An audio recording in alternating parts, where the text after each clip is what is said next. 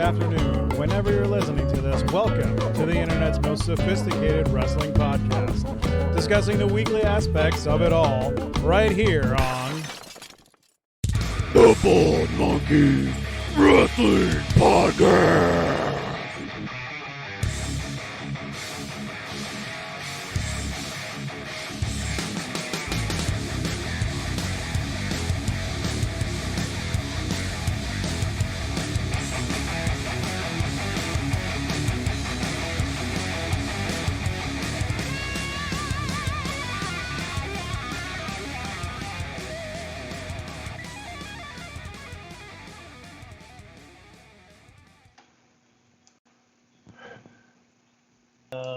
Shit. And we're live. We're here. It's early. I didn't say it was a bad one. So I need to talk about something very, very important that I learned when I was on vacation that I meant to do last time, but I did not. And that is discovering what is possibly the greatest movie of all time. And I've seen it millions of times, but it had been a while and I watched it again. And that movie is Twister.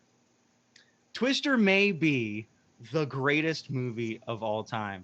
And if you're questioning that, I need everybody to go back and watch that movie and realize that, like a bunch of movies that people are obsessed with, it's like the most quotable movie ever. Like there's just like a good quote every single solitary scene. Like, I don't. Is that your whole statement for why the movie is good? Because it's quotable? Yes, exactly. People love to quote movies. A lot of garbage movies that are quotable. A lot of garbage movies.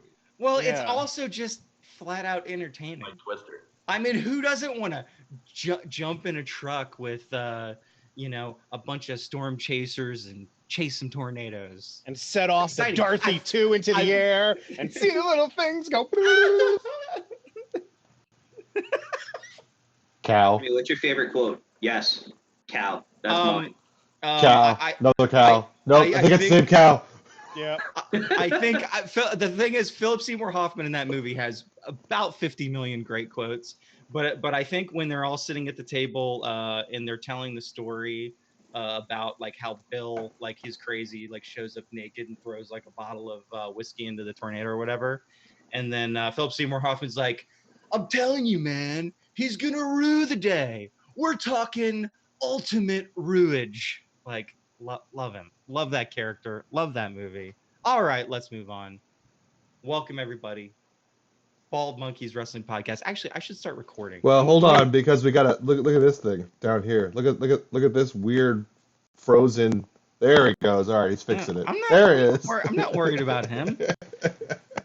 Don't interrupt me for somebody that doesn't matter. I'm the focal point of this stream. Thank you very much. I don't need the bearded one. So do my intro. I'm gonna set ground rules for today because I just saw what happened last around table, and if you could turn your camera off and turn it on as many times as possible so that we move around, Not do that. so that James has to go find where we are and move the names around when he edits, that would be awesome. So as many times as possible, turn the camera off. That editing process. No. It just reminded me. That's all. I don't even know. Like, all of a sudden, I'm just like, wait, I'm frozen. And then I look at the Twitch and I'm like, oh, I just have a little circle going like this. Oh, what happened to my internet? Keep going. Okay. All right. Let me start recording because this for anybody watching right now, you get to see the live podcast as we do it right now. But for everybody else, they're going to have to wait till Wednesday or Thursday of next week before they actually get to see this. So you get a little bit of Behind the free show scenes with the here. monkeys. So here we go, recording now. All right, we are recording. So welcome, ladies and gentlemen, to Monkeying Around, the second official episode of Monkeying Around. If you went to the YouTube channel, you would see it. It seems like we've got 50 million episodes of it, but no, not the case. We Second just like changing episode, shit up. and some more historic content here. And we've actually got the man in the Twitch channel right now who chose the pay-per-view that we're going to talk about today. I'll give him some love right now. We're gonna give Chaz some love, and there we go. Chaz, the newest follower of the Bald Monkeys Twitch stream channel. Chaz in the chat room. And his suggestion for the wrestling pay-per-view that we watch and we critique and we sit and chat about was none other than No Way Out 2004. If you don't remember it, I think all you'd have to do is go look at the card and see the last match, and you would definitely remember it. But so before we get into it, we did this last time. 1 to 3 words, everybody. How would you explain No Way Out 2004? We will start with our resident Mr. Christopher. Oh, jeez, I gotta go first. I would say storybook ending. Okay, like it. How about you, Creamy K? What do you got for me? I'm going to say Eddie, Eddie, Eddie. I would say that feels pretty accurate as well once we get into it. Da Boss. All around solid. Yeah. Captain Chuckles. I'm going to say Playboy model opening. Nice. Yes. And I will say story continuity. And if people, I know it's early, but I mean, What are the toilet paper for? somebody needs to be taking a drink right now. Somebody needs to be taking a drink of alcohol for me saying, there you go. This is a morning episode. Coffee. You can still have alcohol in the coffee. I know. Coffee. Irish Product coffee. placement. Bald monkeys. Yep. Oh, yeah, there you go. Merchandise. Sorry, I did that. Merchandising. So let's set the scene here. No Way Out 2004. It is at, I believe, Cal Palace. It is in San Francisco. Yep. Our commentators for the night are Taz and Michael Cole. And can we talk about that for a second? Because it's Michael Cole before he got annoying. I mean, I don't think he was very annoying in this pay-per-view. In fact, I thought the announcers in general did not take away from really any match. I don't know if you guys agree with that or not. I would agree. Yeah, back when it was Cole and Taz, they got along really nicely, and they just the banter between them was good. What do you have to say, Chris?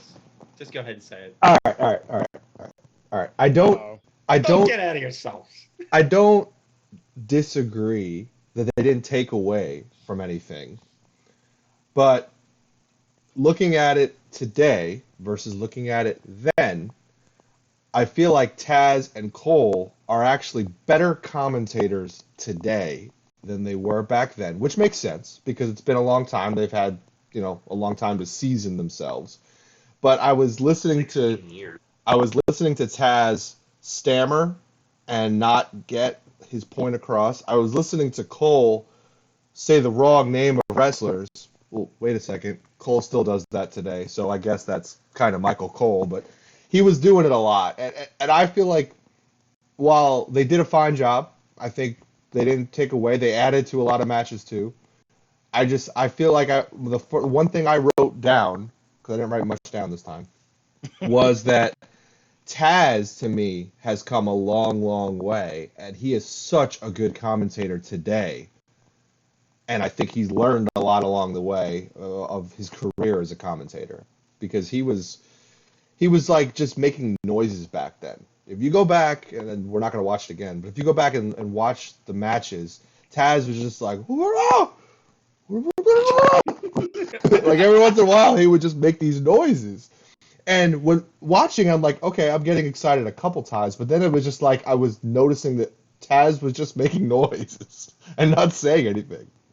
So, I love you, Taz. I love you, Michael Cole. And, it was, just that was my opinion. I kind of disagree. What do you think, Creamy K?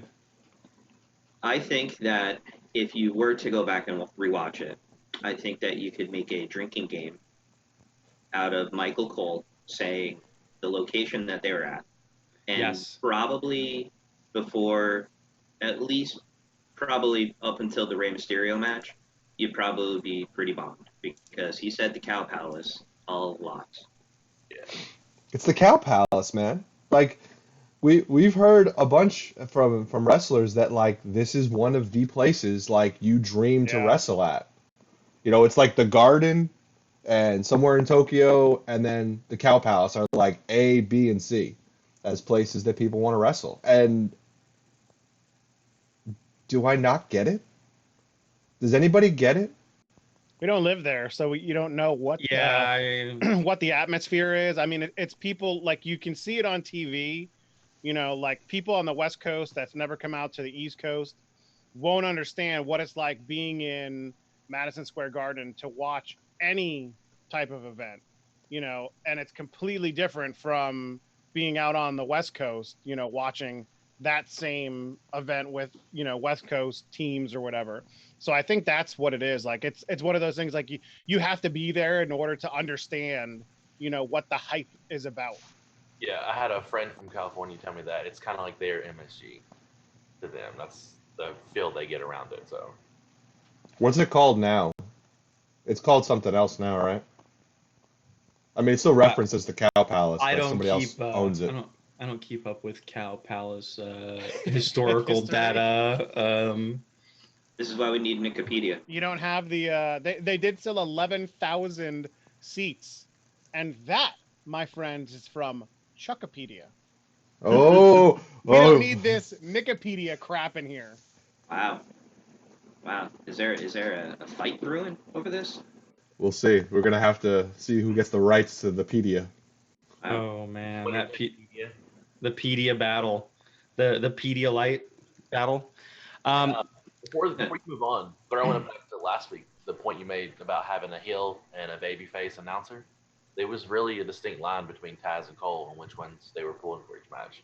So, Yeah. Sure, absolutely. Yeah, there Taz was. clearly pulling for the heels all the This time. was pre Cole being a heel, right? Like this was when Cole was still like a face announcer, like he was almost a baby face announcer, really. Look how happy Captain Chuckles is. Like to me, like that's Wow. That was something. Oh no, Chuck! Why? this is our favorite part. It's so So, hard for me to hey. edit when this happens. Hey, let's take advantage of this. Total Anarchy 37 has got a question in the chat and the Twitch stream. Yeah. This will give James the ability to edit this out a little bit in our video. He wants to know what our thoughts were on the Cody Eddie Kingston match on AEW this week. Surprisingly good. I personally wasn't expecting Eddie Kingston of all people. Like when I heard open challenge, I didn't think it would be Eddie Kingston per se. So I thought that the person that answered a la Eddie Kingston and the subsequent match that they had, like I love hardcore wrestling to my core. So any semblance of hardcore wrestling in any match ever, like I'm just all over it. And in regards to his promo, dude, Eddie Kingston can cut promos so good, man. Yeah. And I think he's proven that time and time again, even on like NWA.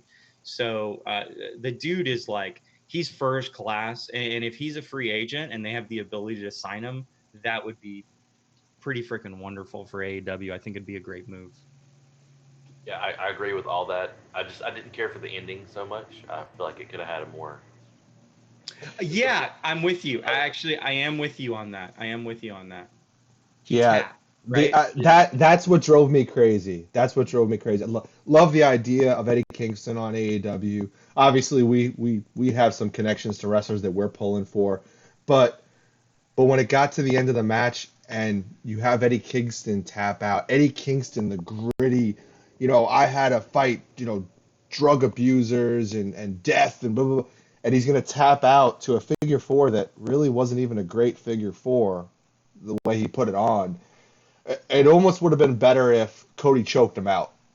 I think that would have made more sense to end that match. Cody should have just flat out choked him out where Eddie just is out cold and Eddie never has to quit. That fits more. beyond that, the match itself was great. The power bomb that Cody took on the tax. I mean, it doesn't look as bad as it really is. When you take a power bomb on a tax, I can't imagine how far those tacks go into your body. Just from the, yeah, ouch. So Yeah. I look forward to next week to see how they do the next one with Warhorse. Yeah, that's exciting. Although exciting, but did you need to announce Warhorse? Could you Yes. not have just No, waited and had I Warhorse show up? I disagree. I disagree. 100%. It's AEW doing right by the independents because you announced that Warhorse is on next week, and now people have 1 week to go sign up for IWTV, to go check out Warhorse wherever they can, to go, support an independent because they need that. They need the name True. recognition from the big names. So I think they did it the right way 100%. If you just drop it in on AEW on a Wednesday night, no one's looking up anything on independent wrestling. They're just watching the match that happens. I think that's a fair point. Good I point. give you that. You have changed my mind. Winner! Hell. So there's a new message in the chat from a guy called Chuck3034 who says that his internet's out. Well, that's good anyway, because why would he even be interested in talking about the very first thing about No Way Out 2004, which is that Tori Wilson and Sable come walking down in their tight black dresses, and WWE is heavily pushing the fact that they have posed for Playboy, that they are on the cover, and that everybody should go go check it out. And my thought process immediately out of the gate when I see this is, oh, how I miss WWE. Oh, how I miss the real thing from back in the day. Because when I was a kid, it was like, it was Attitude Era, and this is into Ruthless Aggression Era. And Ruthless Aggression Era is still got crazy stuff going on. And it's fun. It's entertaining. Yeah. Can any of you tell me that it wasn't entertaining to have those two walk down there to introduce the show? The crowd went absolutely nuts. I mean, Yeah, but at the same time, my mindset was this could have just been a backstage segment, or they could have just stood on the stage. They didn't have to do the walk down to the ring, and I felt like it was just a way to eat up time because they weren't prepared to start the show yet. yeah, I kind of agree with Steven. Like, while I appreciate the sentiment of what they were doing, it was almost incomplete. Like, it was like, hey, girls, just go out there, say these couple lines that are, innuendos, and, get the crowd going. There wasn't, like, a structure to, what was the No Way Out, like, music? What was the No Way Out, like, opening? Like, what was, like, I don't remember seeing any of that. Like, normally pay-per-views are like, here's your music, here's your opening sequence, here's your promos. This opening was like, here's two pretty girls pushing Playboy, which, Chuck obviously had that edition because he has all the editions of Playboy. But it was just weird. It was like it was the introduction to the pay-per-view, but it was, yeah, it was cut weird, but it worked. Like, you can't deny that the crowd wasn't like completely over for the situation. So Sure. whether we agree with what they did or not, it worked. It got their point across, and it got the crowd going. So it might be easy pop points, but like that's what you got to do sometimes. And being the hard-hitting good journalist that I am, I had to do a little deep dive into the material that they were talking about, and it's good high quality stuff by Tori Wilson and Sable. I'm glad you did your research. But someone did their homework a little. So as we continue, right after that, we do have an opening. We do have a No Way Out opening of sorts with kind of a larger promo of, you know, the Brock Lesnar Eddie feud over the last few weeks before this. And again, I thought it was a good promo package. Obviously, you know, this is one of the more legendary matches, I think, in WWE's history to a certain extent, on a No Way Out, nonetheless, on a No Way Out. And before we really even get into it, I want to emphasize this pay-per-view was so damn good. They wouldn't dare even try to put on a pay-per-view this good without it being called WrestleMania or SummerSlam. Like, they put out the worst storylines right now, and even though some of these storylines throughout this pay-per-view were almost like, we're gonna get to them, some of them are, yeah, they're stupid, but they're fun, they're entertaining. Would this They be just don't do this anymore. was this the last one before Wrestle? This was like it was this pay-per-view and then WrestleMania. It was a month away. So this is essentially like Roadblock. Yeah. Yes. Roughly. That's insane to me. But they Insane. actually did stuff. Yeah, that's insane. Yeah, they did stuff. I have to say this. This was back in 2014, and this was the last time Goldberg did anything relevant to a good storyline. He added 10 years on it. 2004. Oh, yeah, 16 years ago. Long time ago. But I 100% agree. The issue with that statement is it was a good storyline that had a terrible ending. Because what does that lead us to? That leads us to that awful match with Goldberg and Brock Lesnar. Sure, absolutely. But payoff on the No Way Out was worth it. So yeah, absolutely. So let's get right into it. First match of the night: Basham Brothers and Shakina with Scotty 2 Hotty, or sorry, Shaniqua versus Scotty 2 Hotty and Rikishi. Thoughts right out the gate before we dive into it? Got me moving. Got me dancing. Got me dancing. Loved it. Yeah. Loved it. I gave these matches a grade, and some of the matches with like the more notable people got like B's. This got an A. I love this match so much, and I don't understand why it's so hard. Again, for WWE, like all they got to do is go back and watch their old pay-per-views and go, oh man, we had something here with the way that we would build these stories and these characters that we had. And to me, the best thing, what do you think, Chris? What do you think I think is the best thing about this match? The amount of bumps that she took with Rikishi. Yes, he was brutal with her. Yeah. But he took the bumps good, and she was a good sport, and she just kept going, man. Yeah. I mean, she wasn't the best. I mean, I remember her from, she was a Tough Enough contestant, I believe.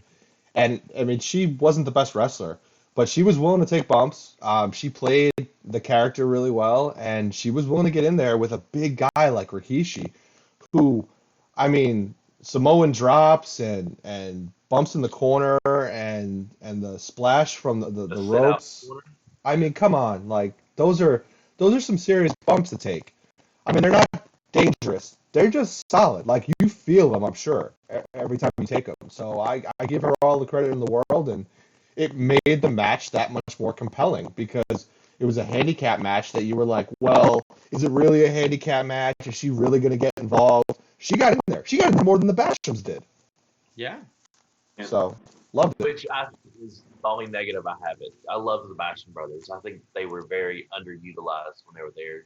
Their flow together, they're brothers, kind of like the Hardys. They just worked together great, and they didn't use them the way they should have used them. They could have been a lot bigger than they were. And they were bald. I like the bald guys. And they were bald. Yeah. We're very pro bald. Very solid tag teams because they were split between two shows, SmackDown and Raw. I mean, you had Rikishi and Scotty 2 Hotty as the tag champs. Like that's not even, if you think of Too Cool, that's not the two you think together. So that was the time when they were throwing a lot of groups together, and they should have been used a lot more because they weren't brothers. Yeah. What do you think, Creamy K? I don't remember the Basham brothers, I guess, to the same extent that you guys do. I That's not your could have been fault. a time lapse. No, Yeah. no, that's not your fault. That's them not getting pushed, probably. I mean, that's really what happens with a lot of these things. So, Yeah. I do remember actually watching this, though. I'm pretty certain that I was over Squeak's house watching this way back when. And I do remember Shaniqua getting pretty rough in there, tossing Scotty 2 Hottie around. And I remember being pretty impressed with this. I'm like, here is this, woman who is not that Scotty 2 Hottie's a big guy, but he's not a small guy either. He's not a cruiserweight, like he's not like a tiny dude. And she's picking him up and slamming him down with a little bit of authority. It was pretty good. I actually wrote down when I was taking notes of this match. I actually wrote down, "Have we gone backwards?" And there, and I know the answer to my argument is no. We haven't gone backwards, but in ways we have. And in that way, I'm just saying there are women in WWE that are just cut out perfectly to be in these intergender situations.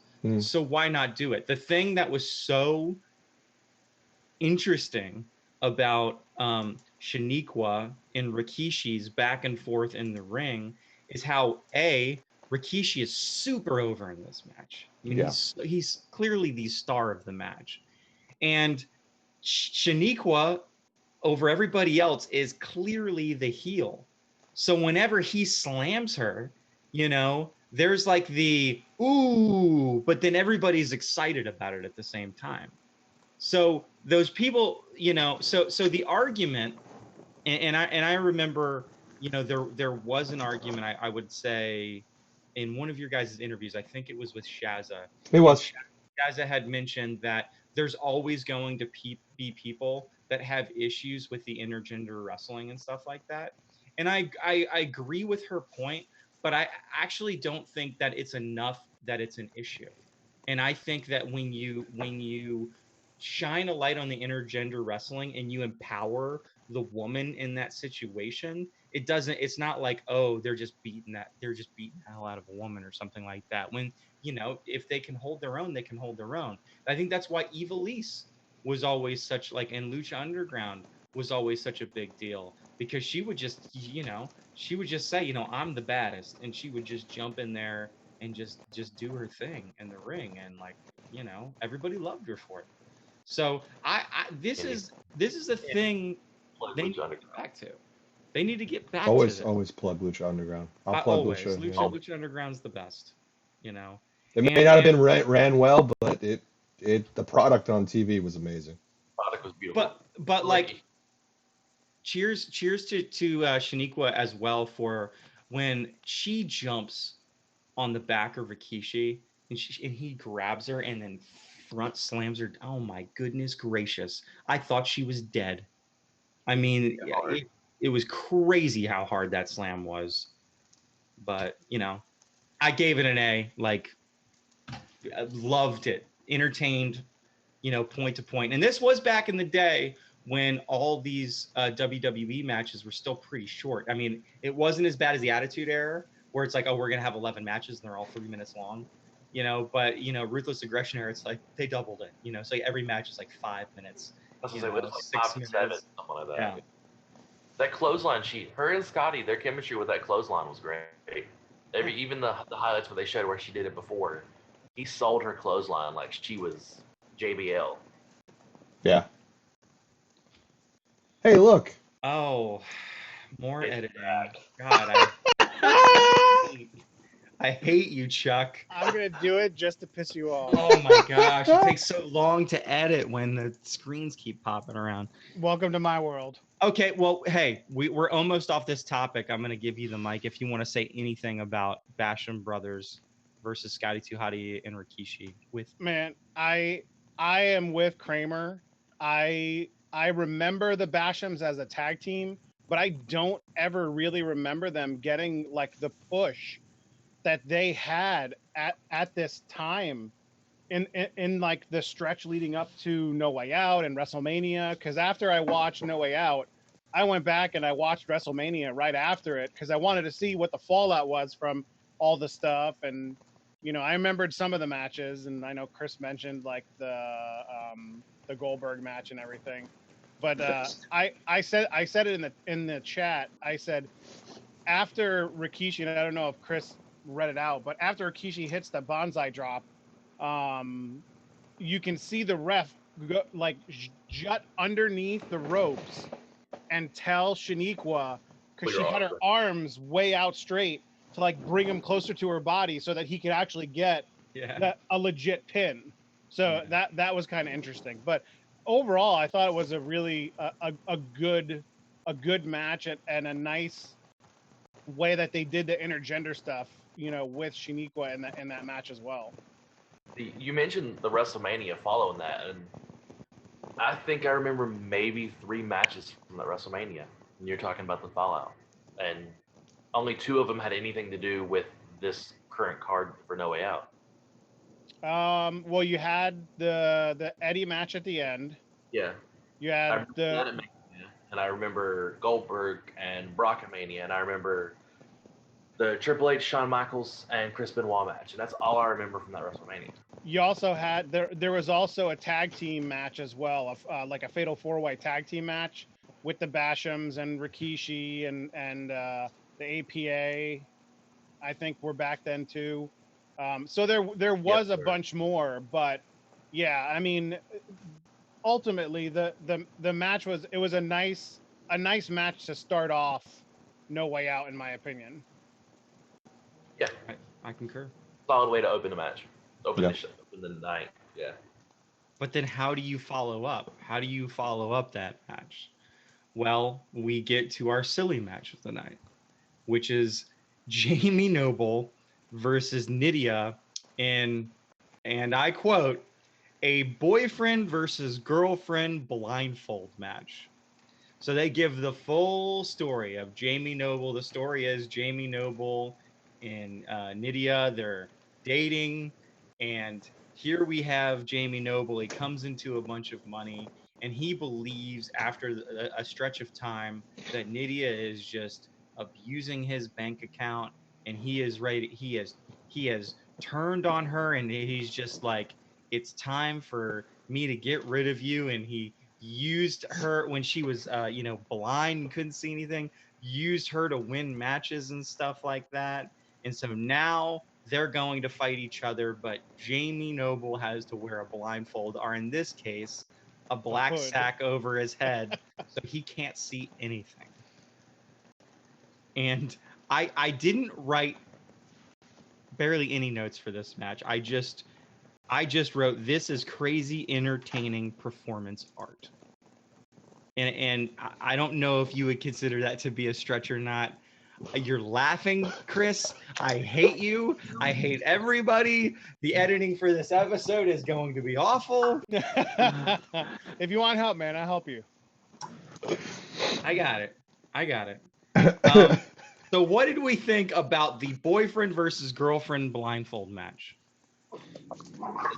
As for the matches, it was good. I enjoyed it. It was funny. It didn't go over the top long. You got what you expected out of it. Jamie Noble, very underrated as a character when he was wrestling. He did really good in the weight division, and I don't know. I loved him. J&J Security, I loved him. He's believable. He's good. If I had to pick one match that didn't need to be on this card, it'd be this one. Why not? Why did it not need to be on the card though? Because it's a pre-show match, or it's a weekly just match. It didn't need. What's a pre-show? Yeah. There is no pre-show. They didn't have exactly. But pre-shows didn't exist. But if I'm categorizing it as it is today, this match doesn't belong on the card. Yes, it's okay. It's funny, but ultimately, I don't think the card suffers from it not being there, and I don't think the card benefits from it being there. It benefits from being there. What are you talking about? I disagree. I just watched the whole damn thing, and it benefited from being there. I mean, at the time, it like we're looking at this 2020 now. Sure. but at the time, it definitely served a purpose in their storyline. Like I remember watching it when it was live and going, "Oh my god, this is the most ridiculous thing I've ever seen." But I agree with Jimmy that it was entertaining. I mean, seeing how many ways Nydia could get out of his way or like go down, on the mat and have him trip over her, like going backwards. I mean, it was entertaining. And I mean, you can even see that like from the crowd as well. Like they were 75% into the match. And of course, you have Jamie Noble at the end who, cheats to get the win, but you knew that was going to happen anyway. But I mean, I thought I didn't write any notes about it because I didn't think there needed to be any notes, but it was interesting. And, Nydia for the time, she could actually like wrestle halfway decently. Tough enough member number 2, right? Yeah. Yep. Okay, if this match was happening today, it would probably be the third match on the WrestleMania card, and it would be saved by the Hurricane coming out in the end to save her because of their storyline together. I just pulled Chris into it. You just pulled Chris right back into it. Yeah. What do you think, Creamy K? I don't have much to say on this one. I think it was more just, like you all said, it was a gimmick, had a little bit of entertainment value. But I also kind of agree with Chris that the card, it could have went either way with it being there or not being there. Again, I said I graded matches, and again, there are notable matches that I gave Bs. I gave this match an A. Wow. That's how entertained From I Jimmy. was by it, because it did wrestling in a different way. It did like, you have to realize, doing this, even if he can see through the mask, doing this coordinated back and forth of her like you said, Chuck, always skirting around. They even did like like the one spot where she's like in the corner. Yep. And he's coming to the corner with his hands up, and she's like this. No. And then all of a sudden he turns the other way. I mean, it's all entertaining in my mind. And again, there are matches that we have nowadays in WWE that do a good job, and typically I think they're like some New Day matches sometimes, like the more lighthearted New Day matches, where they get like this crazy kind of fun flow to them, and they're just straight up entertaining. And that is as important as any other type of match in a pay-per-view. And I think it has its place, and I think it benefited this card immensely. And by the time I got to the end of the pay-per-view, had that match not been in there, I wouldn't have been as high on this pay-per-view as I was. I gave it 2 big thumbs up. Me too. What about you, Nickpedia? Late guy? Yeah, sorry, some of us have to work for a living to pay our bills. I gave this one a C-. It was stupid. It was dumb. I laughed once or twice, but this probably would have been a pee-break match. Like my brother said, whether it was on the card or not on the card, I don't think it makes a difference in the grand scheme of things. I do agree that Jamie Noble's character is funny and likable, but for the most part, this match just really didn't do it for me. And I think it was kind of a filler match. I have one quick question. Did the brothers coordinate their shirt colors here? What's going on? I don't know. Yeah, it looks like they're both wearing yellow. They're definitely both wearing yellow. What do you mean it looks like they're both wearing yellow? We are both wearing yellow. Are you colorblind, Chuck? No, I'm not. Guessing that's yellow? It looks. What does yellow taste? Yeah. Okay. So moving into the next match, actually, pause, not moving into the next match, because I have a note written down that says, is Josh Matthews in a boy band? Yes. Yes, he is. And it's one of Christopher's favorite boy bands. It's definitely a Backstreet Boy. Oh, he's definitely a Backstreet Boy. He was wearing a turtleneck. He's got an earring. He's got the hair like very, very like, I mean, it looked hard. Like you could punch his head and you hurt yourself because it was like so solid and like frost tipped back. Like it was awful. No, yeah.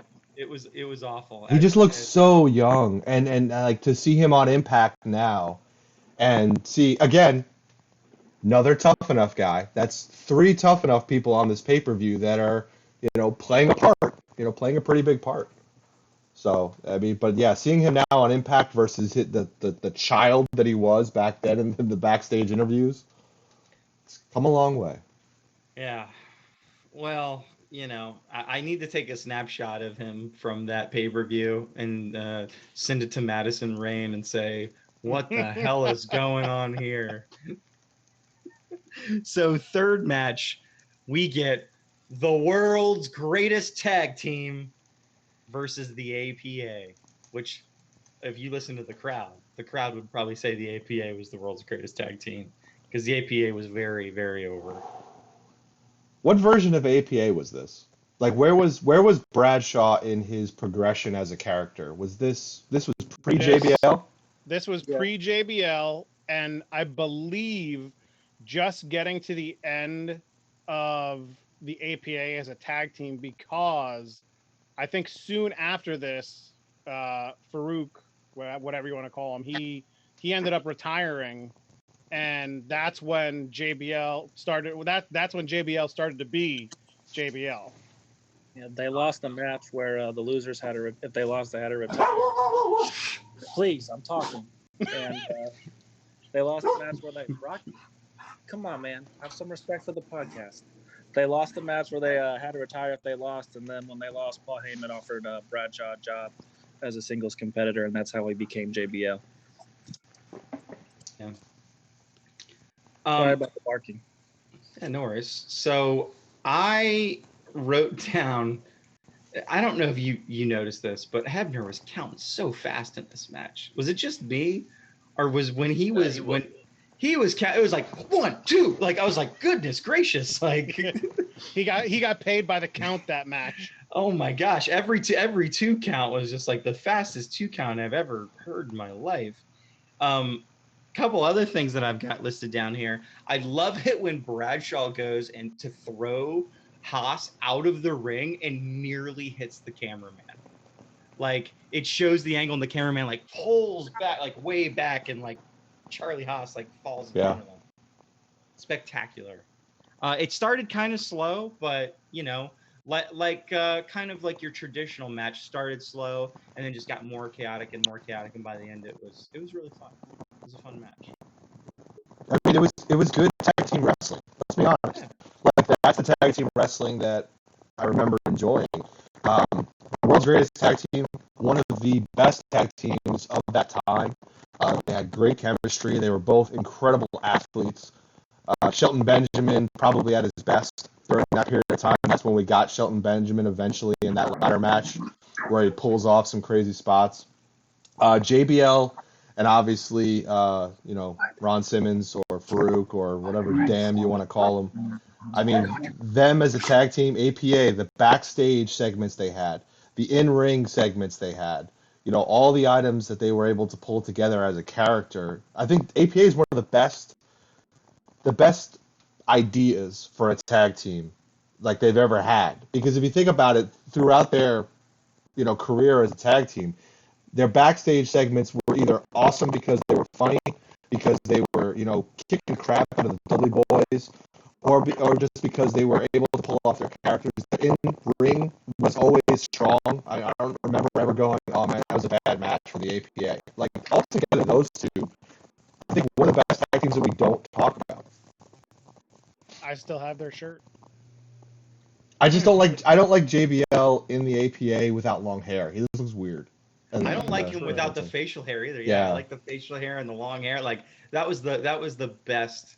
That was the best version of his character. And like it's one of those, you think of tag teams from the past and who would fit in for like the tag team dream matches today.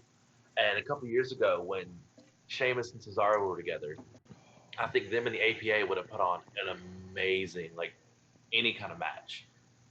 But it makes me think back to like the barroom fights the APA used to have. let them and Cesaro and Sheamus just go at it for 10 minutes in a bar and just beat the hell out of each other. It'd be amazing. Two tag teams I wish we had today in any promotion. Those two tag teams that fought, and it was a well put together match. It told the story. They worked one arm with JBL. They worked the other arm with Ron Simmons. I loved how they put together the whole match. I loved how it ended. Just, JBL almost getting over because, he hits it, but his arm hurts so much and selling that so much. And I was impressed at how strong he was. At one moment, he's in the corner with, I believe it was Shelton Benjamin, and he's holding him up, and he does the backdrop, the suplex from the corner. He did it so effortlessly. It was amazing to me. Like, I forget how strong that guy is. Like, that was impressive. You got to give him credit, too, because you give people crap for some of their finishing moves being dumb, but this finishing move is literally just a clothesline, and it looks devastating when he hits it. Yep. Better than a Superman punch. True. Anybody else have any thoughts on this match before we move on? I thought it was a really good one. I thought this one probably should have been the tag team championship match with the teams that were in it. The first match of the night was fun, but like you guys have all said, Bradshaw was a heck of a wrestler. He had a great solo career as a heel. I remember how much I hated JBL. Because I was a big John Cena fan when I was younger. But word life, baby. And but yeah, this was a really good match. I thought this is where the show kind of started to pick up some steam. I thought this is where it started to get pretty good was this match right here. Don't worry, Nick. You get your wish at WrestleMania to have them in the match for the title. So just leading up to it, just storyline, just story. Yeah, just you're story. right. Really, drink. But so, story, drink.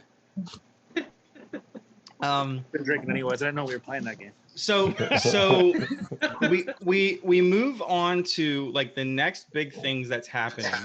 It's going to be Nick Amore's favorite wrestler of all time, and that is Goldberg. Goldberg comes out to sit in the seat that Stone Cold Steve Austin has given him a ticket for. And we have a in-ring segment where Heyman comes down. Heyman just starts unloading on Goldberg. And then Brock Lesnar comes down and tries to instigate a fight with Goldberg, at which point Goldberg jumps into the ring, attacks Brock Lesnar. The cops come down. Goldberg jumps down, gets arrested willingly, and walks out. And I have the only note I put down was Goldberg was wasted in his prime in WWE. 100%. And a lot of it was wasted against Triple H. Because as much as I hate Oldberg, like when he comes back now, I mean, you had Goldberg in his prime, and he's more compelling as a young guy. All of these guys did, maybe not Goldberg though. Here's the one tricky thing. Maybe Goldberg doesn't apply to this, but like I feel like even the guys now that we complain about, like they do all the same stuff. Like even Brock Lesnar was doing a lot more back then than he does now. I mean, he was doing a lot more. Like he was such a good wrestler back then that it pains me nowadays that he's such a bad wrestler now, in my humble opinion, of course. Well, that's a different. Let's hold that conversation for the end of the pay-per-view because I have thoughts on that comment. but ultimately, this segment, I think, okay. So I'm going to make a very general statement, and I said it last night while I was doing my homework. It felt like today, this pay-per-view would be what they would promote as a Raw or a SmackDown. The way it was produced, the way it was put together, the way it flowed, it felt like a regular weekly show today versus a pay-per-view. Now, back then I looked at it and I'm like, yeah, this is a pay-per-view. This totally makes sense. I mean, this is the size of the matches, the card. But while I was sitting there, I went, I feel like this could just be a Raw or just a SmackDown. like this is what they would try to put on today, where there's segments, there's promos being cut, and it was a situation where we don't see that in pay-per-views today. Pay-per-views today are very match, build up to the match, like, you know, the preview to the match, preview to the match. This one actually layered in a lot of promos and a lot of things that you would normally see on a weekly episode. So that in itself was different to me, and it engaged me more for the pay-per-view. I felt like I was more into the pay-per-view the whole time because every part of it I had to be paying attention because it was adding to what I was watching rather than, oh, this is the preview to the match, I go take a piss. Does that have to do with the fact that WWE at the time did a better job at like the storytelling aspect of things and keeping you engaged all the way through till you get to the match and then after the match and then to the next show? I mean, it's something that they don't do. It's like I said before on other things. It's throwing the darts at the dartboard. It's here's this one, here's this one, here's this one, here's this one, here's this one. Okay, we're done. Great. Good job, guys. We'll see you next time. That's why I chose the word story continuity for when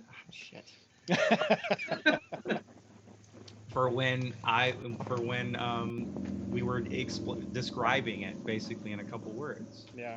It is, and it is nice to see it. It's not the only WWE pay-per-view though that has that. It's that era. That era they cared so much more about story. And so now, and I've made this complaint numerous times on just free chatting roundtable podcasts. We've gotten to a point in WWE where they had gotten so big at some point that when they commit to a story and they see ratings drop, they go, "Oh no, we need to pull away from that story now."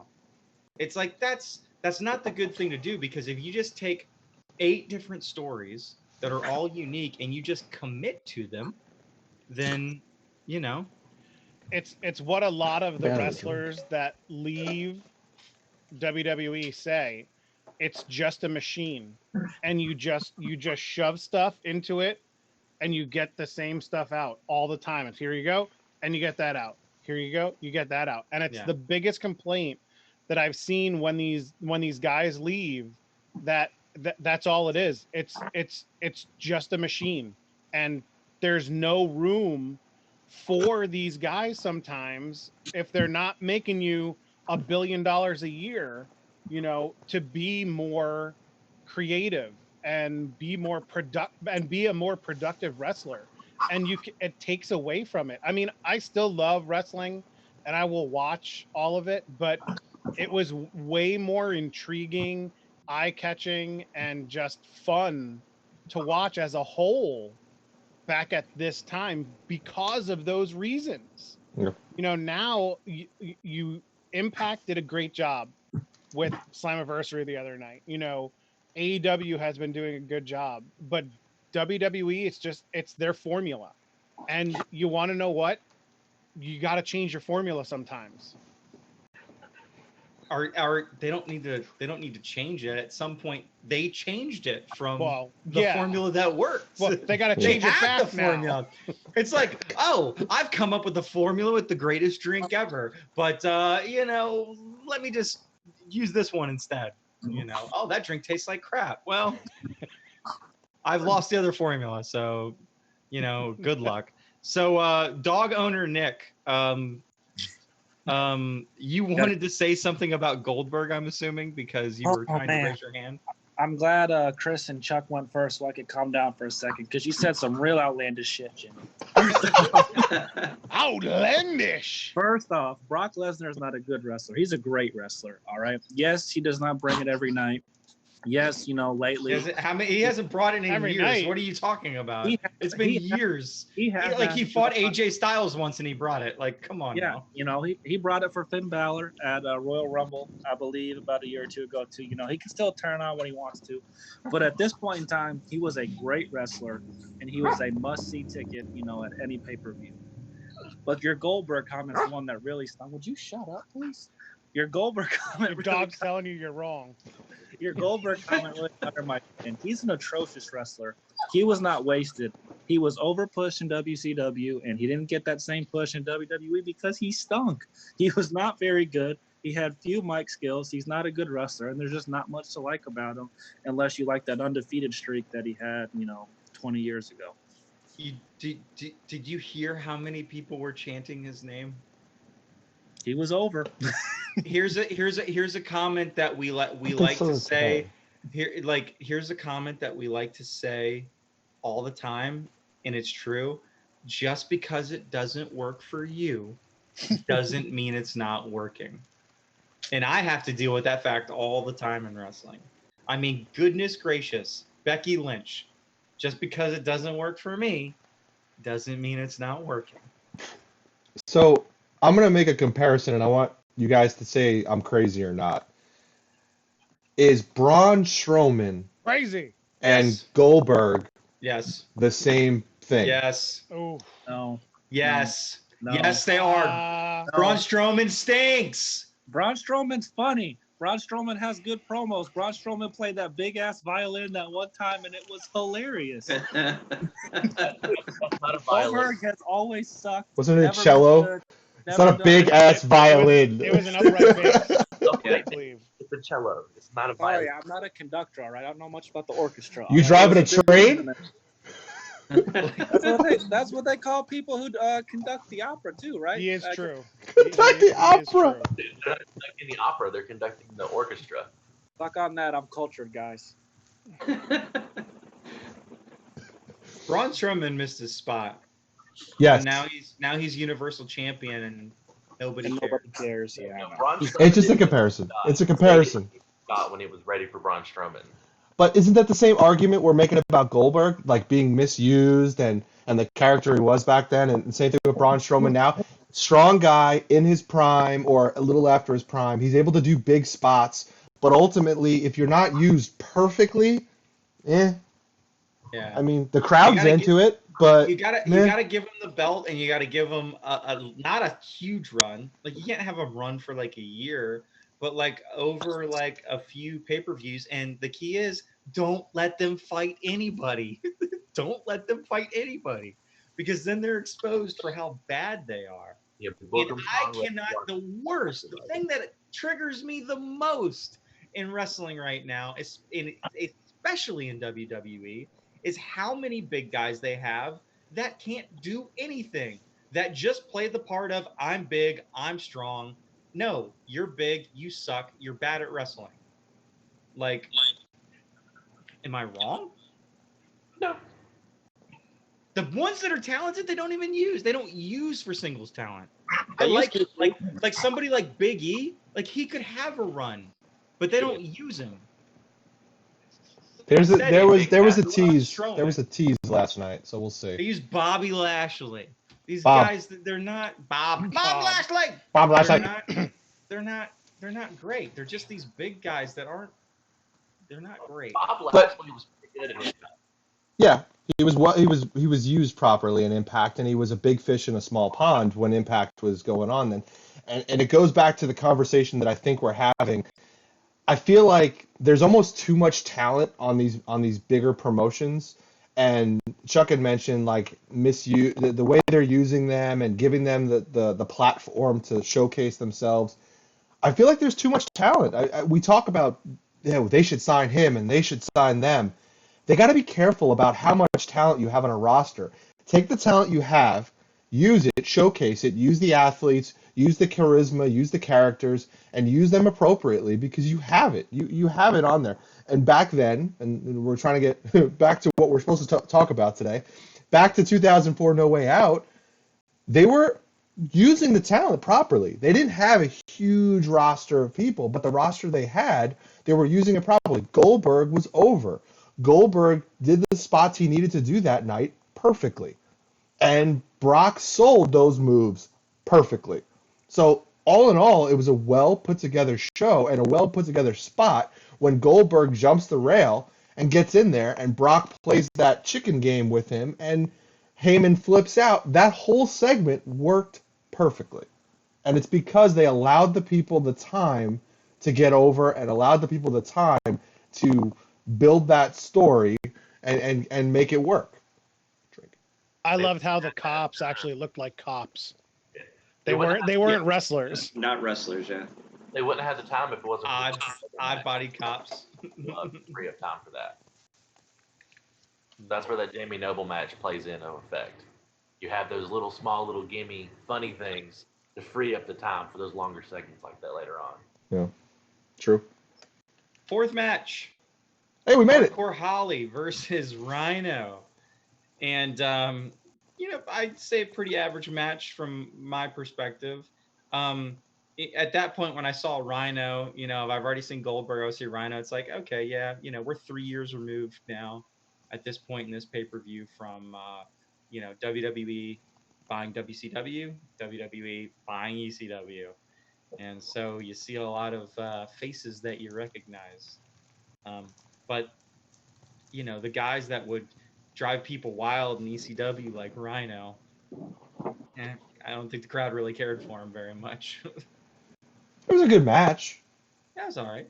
Let's be honest though. Like, it was a good chemistry match. They're both hard-hitting guys, and they put on a good show. And let's not forget the fact that they continued a storyline with Hardcore Holly and Brock Lesnar, where Brock is out there after getting speared by Goldberg, and Hardcore Holly runs out to try to pick up, still get some of the scraps and beat him up some more, which I find incredibly refreshing. The fact that they were like, no, we're not just gonna get this guy to crawl out of the ring, get the next guy to come in. We're gonna flow from one segment to another, and everything's gonna fit. And it's the theme of the night. They went all the way to the end with that story. Yeah, it was perfect placement for everything that happened at that time too. Yep. It's like they actually thought about it before they did it. Yeah. Anybody else? Yeah, I agree with the realism of the Hardcore Holly storyline too, because Brock Lesnar really did break his freaking neck. So I like the fact that when he came back and they had that match at Royal Rumble. It wasn't just a one-off, like you guys said. The story continued because if someone actually breaks your neck, that's not just something you forget. So I think it was pretty cool that they had that continue next pay-per-view. I would have liked to see this as a hardcore match.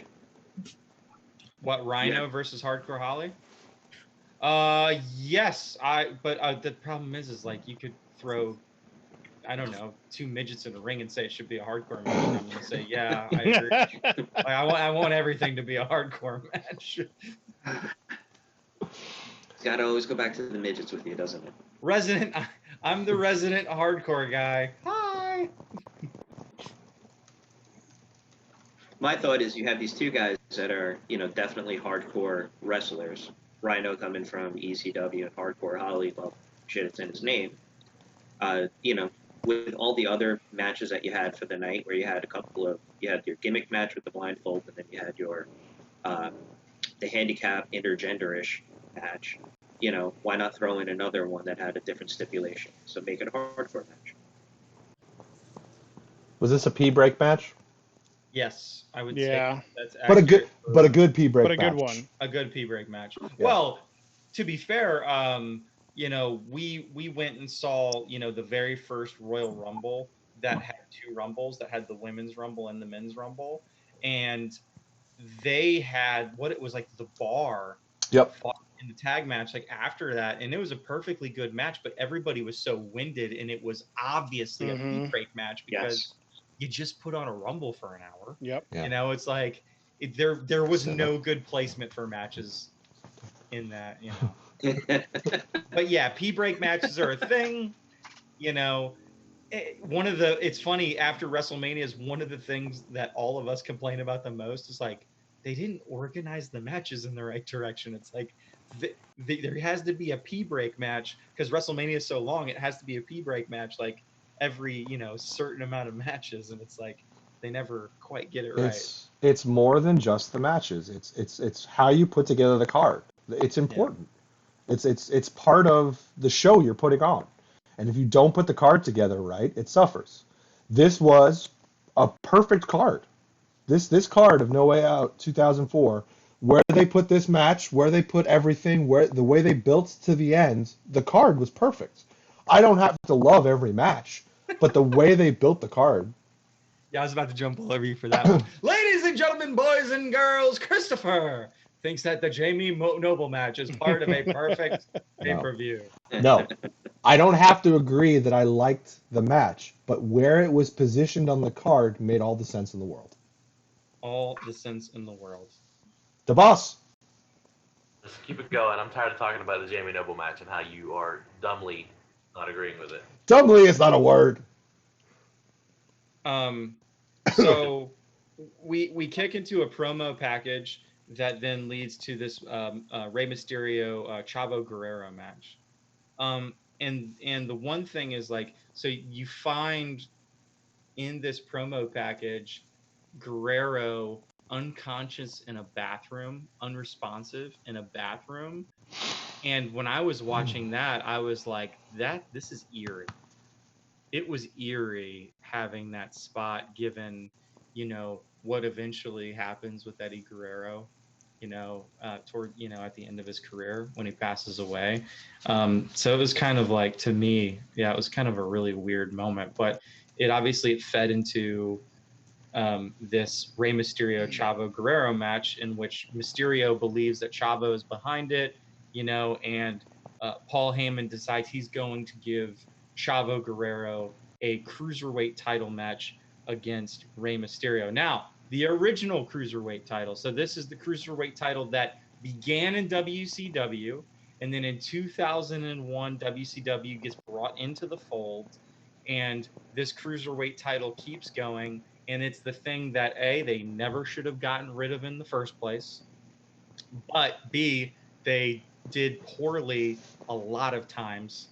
They did poorly because who was do you know who the last person that held the cruiserweight title was? Anybody? For 1,000 points tour, what was that? Hornswoggle.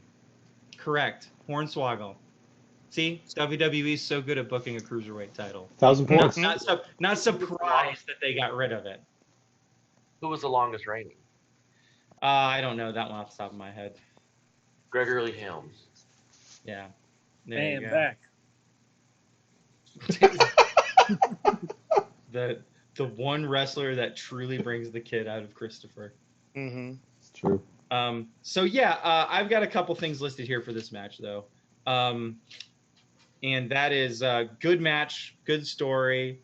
At this point, there have been so many promos and matches and segments and stuff where you have seen Eddie Guerrero in some form or fashion. At this point, Eddie Guerrero is maybe the hottest wrestler in WWE, but definitely the hottest wrestler on SmackDown.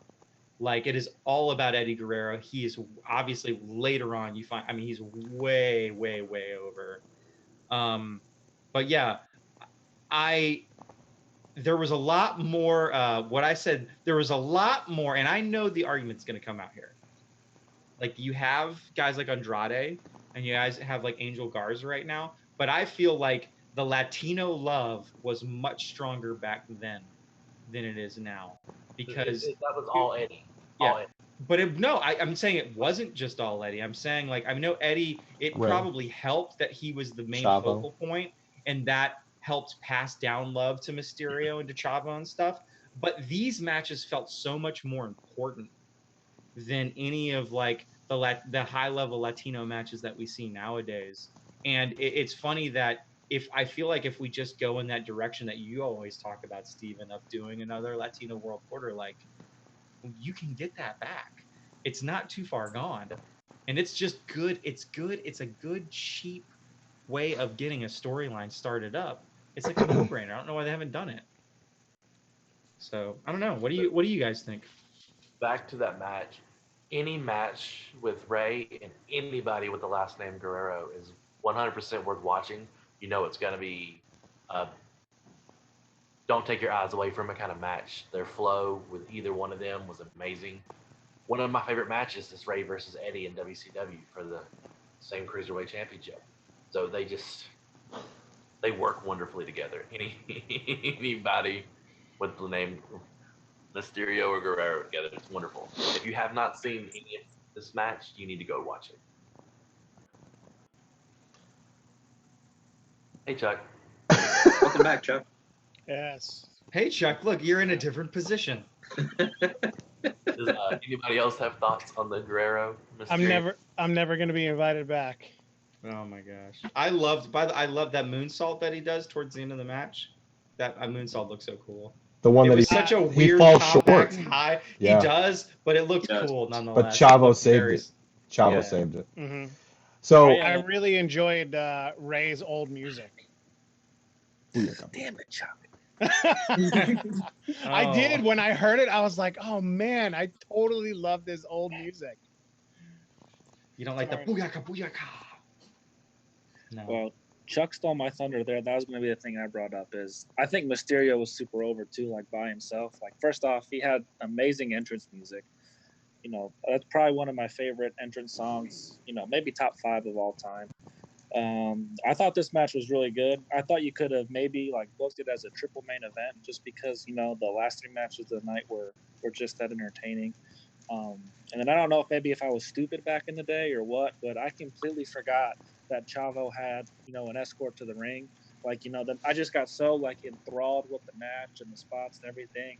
Like when the end of the match came and Mysterio got screwed over like that, I completely forgot, you know, his uncle was right there, you know, to screw him. Like when he came back in, I just remember being so shocked, like, oh, I forgot about him. Like he was right at ringside the whole time.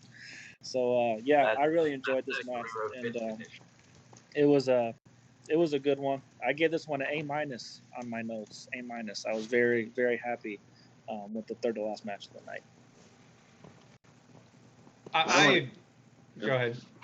Sorry. I want to call out late in the match where Chavo puts Ray in a half Boston Crab, which looked exactly like a half lion tamer. He was leaning back. He had a lot of torque going in there. I was like, yes, this is awesome.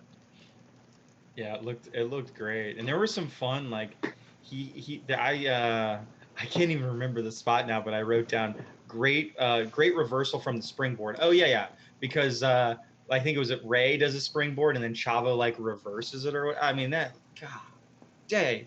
Lucha wrestling is so fun, and it's a shame that I feel like people get so hung up on like, or like in WWE at least, they don't like the wrestlers that wear masks and stuff like that anymore. I feel like, you know, nobody can wear a mask anymore. yeah, You know, you have to speak English. It's like all of these like weird arbitrary like Vince things, and I think he's just wrong on them. You know, I think that, you know, I think sometimes a wrestler can be more compelling, you know, and they don't even have to say a word. I think that Ricochet was much more compelling as Prince Puma in Lucha Underground, and he never said anything. He never talked. Our Lucha Underground podcast was the greatest podcast that never was, Jimmy. I know. There's the second Truth. person to say that today. Truth. One So day. I don't know if I'm gonna get an argument from you guys or not, but I'm gonna say it. You're wrong. This was the match of the night. Incorrect.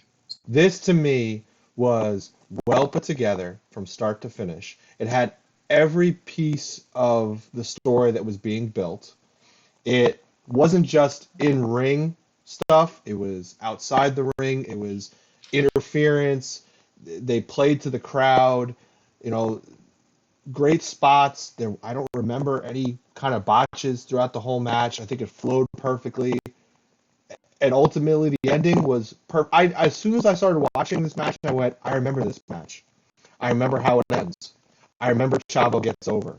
Like the whole part, and even the promo in the back after the fact adds to, again, we're talking about the build up to the final match of the night, adds to the Eddie story. So as a whole, from the beginning of the promo package to the ending, this to me, match of the night. Drink. No. Eddie and Brock are a match of the night, but I'm not going to argue that it's not a good match. I would think. I don't know about match. As a whole match, this one was up there, but the moment of the night was definitely the Eddie match. Yeah, I actually think, I just like, because I think moment. I agree with you in the whole build, and I think that made Eddie and Brock the match of the night for me personally. They slow burned to the Eddie match throughout the whole night. It was good. But this is based on a pay-per-view because, again, if I'm just gonna pick a match that's the match of the night, it's Jamie Noble. Oh my God. I'm telling you, it's performance art, man. I'm telling, it was legitimately performance art. You're gonna put Jamie Noble with a hood over his head, over freaking Chavo Guerrero and Rey Mysterio. Yep.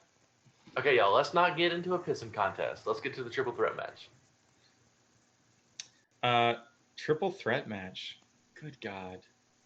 What the? Okay, so here's the most important note that I wrote down. So we've got Angle versus Big Show versus Cena. Okay, and I want to talk about John Cena for a second because I've got a note here that says WWE ruins some of their best characters by making them faces. Period. And now, was John Cena a face? The crowd made him a face. Was he a face? No, he was not. He's an anti-hero. So anti-heroes, people love anti-heroes like Stone Cold Steve Austin, The Rock, like all of these characters that are truly great. They don't force them to be like these good guys to sell merch to kids. And guess what? Those people still sold merch to kids. I bet I was like, when I was a kid, I loved The Rock. I loved Stone Cold Steve Austin. They weren't trying to pander to me, but I still loved them. So Word Life John Cena is so incredibly good. And it makes me think about like first, so they ruin him. They ruin him by changing, him into the modern day John Cena that we have now. And kind of like Roman Reigns, Roman Reigns, like he kind of started out as he was more of a heel when he got really popular, when he was really over. And when you push him too hard as a face, and that's why people push back, because it's like, these guys were good as they were. Don't mess with them. They've got a good character. Let them roll with it. I don't know what you guys think about that, but that's just like, I thought the match was very good. Solid match all the way across. Yeah. I just like, that's the one thing that perturbed me though when I was watching it. I was just like, God, John Cena is so good as that character. Why did they ever go away from it? Because they entered the that has PG version. That's just because they entered the PG version of WWE eventually, which, by the way, there's a thing called AEW and their TV 14, and they're kind of a lot better than you right now because they're willing to push the limit on stuff. So they're doing wrestling wrong. They've been doing wrestling wrong for a long time. Ever since they hit that PG era, everything's gone downhill, and they don't know why. Why are ratings not like they used to be? Because you don't put out entertaining shit anymore. I don't know. You good? That's my thoughts. All right. You guys go. I'm done talking. We were just waiting. I enjoyed the match as a whole. I feel like the ending kind of jumped right back into the storyline they had leading up to Eddie having his match later in the night where he won the number one contender spot from Angle. They did it perfectly to set it up to where they're a month away from WrestleMania and there was already some kind of a story in place to be able to throw that into. And it was perfect. I remember looking back and watching it. You kind of felt like Cena was going to win just because he was the up-and-coming guy. He was the one they were getting behind. Big Show, they just do Big Show and everything just to have that big body there in case somebody else couldn't do it and have the moments where Cena would flip him or Angle would, slam him. And Big Show was just meat in the corner, basically. It was really just Angle and Cena, and I would have probably enjoyed the match better if it was just Cena. But it was solid all the way around. I enjoyed it. I give it probably an A-.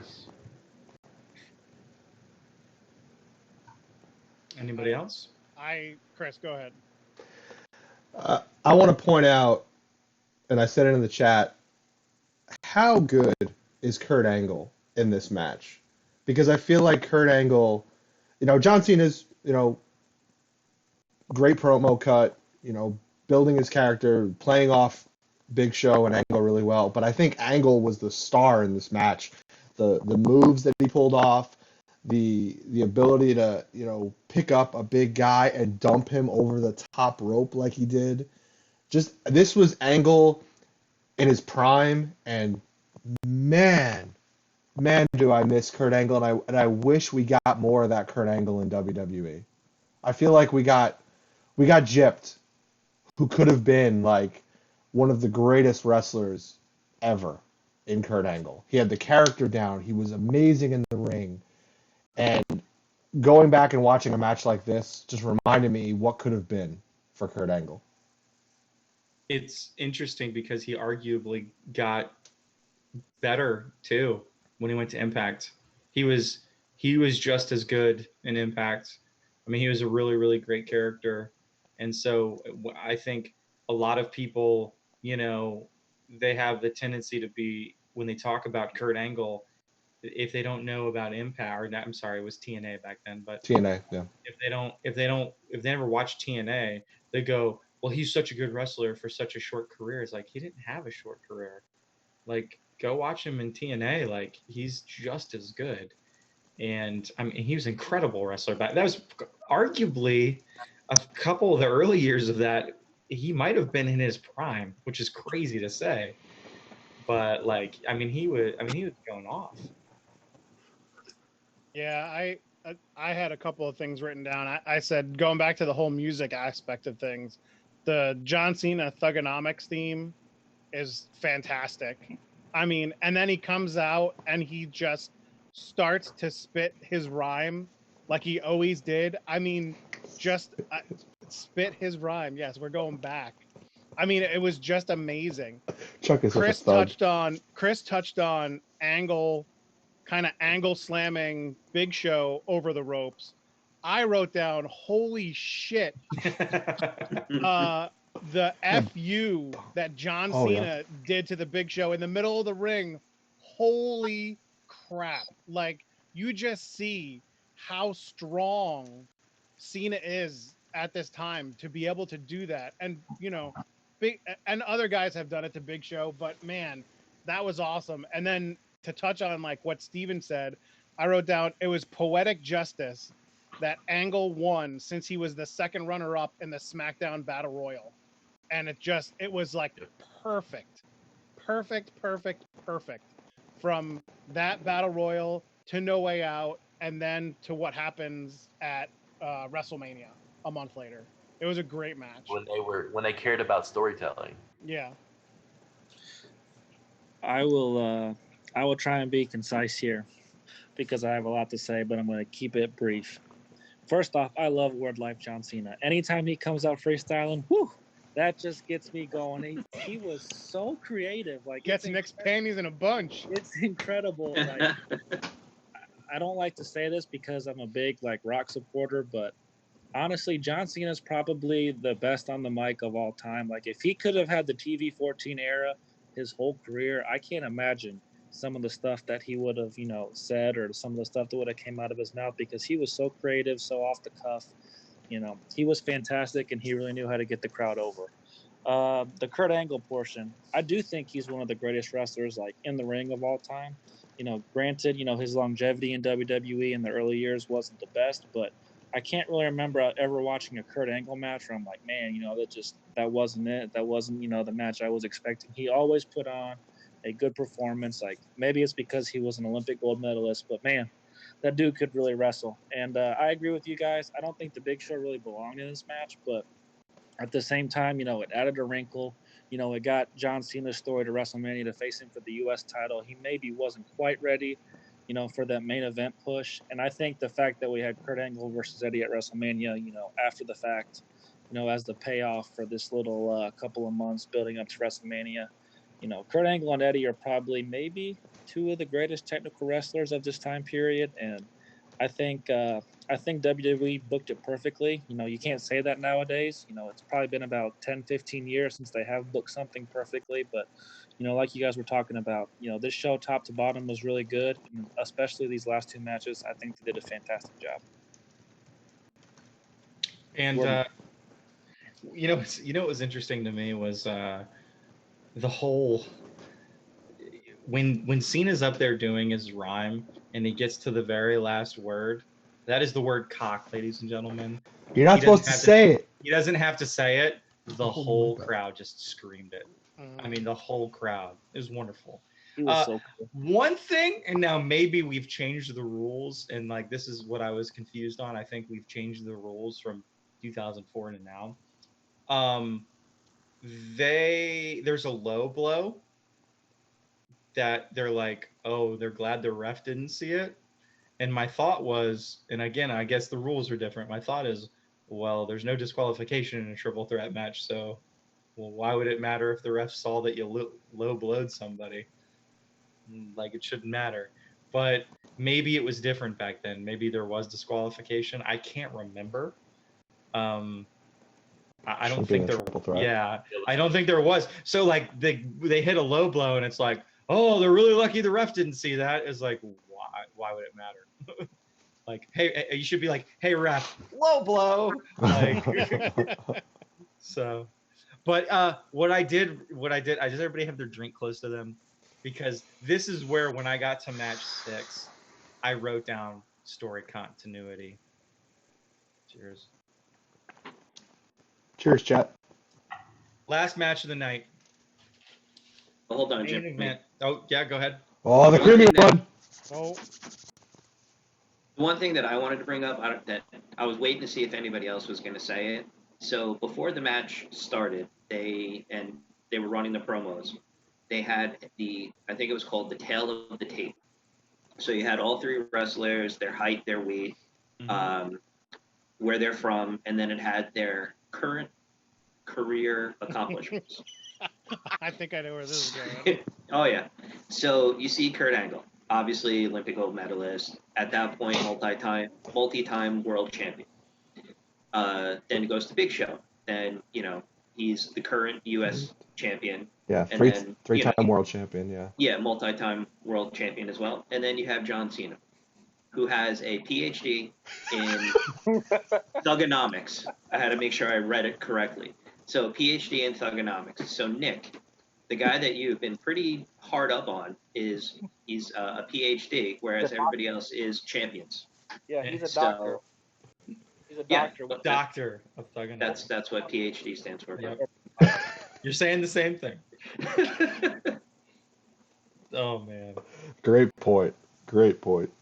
Thank you. I thought that was important to bring up. It's the little things like that made it entertaining. It was. So now we're pivoting into our last match, Eddie versus Brock. Again, we show a long promo package, and one of the big themes on it is addiction. And again, Eddie being found unresponsive. So again, they show it again. I'm like, again, I write down, interesting parallels based on, Eddie's career. But for me, this match, obviously I gave this match an A. I think it's incredible. The notes that I guess I wrote down that would be important before we start talking about the match would just be that, and this is the most important one, Brock is more interesting as a strong but not unbeatable wrestler. And the reason I say that is because there are people in the crowd that are holding up signs that say, you tap twice, that he's tapped to people, that he's a very, very beatable wrestler. But, are you going to beat him all the time? Probably not. He's still a strong guy. And guess what? Brock also proved another thing throughout tonight. He doesn't need a valet. Guy can talk just fine. I think he can talk just fine. Is he as eloquent as like The Rock or Stone Cold? No. Now, he's not as eloquent as some of those guys before him, but is he bad? No, I wouldn't say he's bad at all on the mic. Passable. So while Paul Heyman is arguably one of the greatest on the mic, I at the same time, I don't know. Why do you always feel like you had to put, Paul Heyman just with Brock Lesnar? Why not put Paul Heyman with a bunch of people that actually need the help? I don't know. A faction of Heyman's guys, right? Paul Heyman guys. That makes sense, but you hit it on the head with Brock. It's like this was probably the best Brock was going to be in WWE at the time. Unfortunately, it's all downhill from here for Brock. I feel like this was like the apex of Brock Lesnar in that era. I feel like this Brock Lesnar that we've gotten versus that Brock Lesnar are two different Brock Lesnars entirely. That Brock Lesnar, that was the apex. That was a great wrestler, willing to do anything, putting people over, putting himself over. He was a good company man. Like I have no issue with that Brock Lesnar. Where this one is a little bit muddy. He got too big, too in his head, too. I don't even know what the next word would be.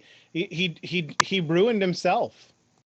Like, I mean, do everything that you want to do, bro. But like, you as Brock Lesnar I was a huge Lesnar fan. Huge. I loved the dude. He was amazing. But you ruined this first run coming back and doing Brock Lesnar now. It's ruined your mystique. It's ruined your character. It's sad to see that that's what it came to, but like at the same time, like I think he just got too big for his britches. Like he wanted to do things his way, and hey, that's his prerogative. Do what you need to do, bro. But like you are not the same person that you used to be in WWE. And he wasn't one-dimensional when he wrestled either. Like he did so many more moves. He wasn't a 3-move guy like he is now. I mean, he was doing all kinds of stuff in that match. And they had super great chemistry with each other. There was like a tilt-a-whirl counter that like blew my head off like when it happened. And then there was also that F5 counter towards the end of the match that was like, oh my God, like what a counter. I mean, in the crowd was so into this match. And I enjoyed the fact that, we talk about like me and Chris have this story that we always tell about going up to, we were like up in, it was Asheville, I think.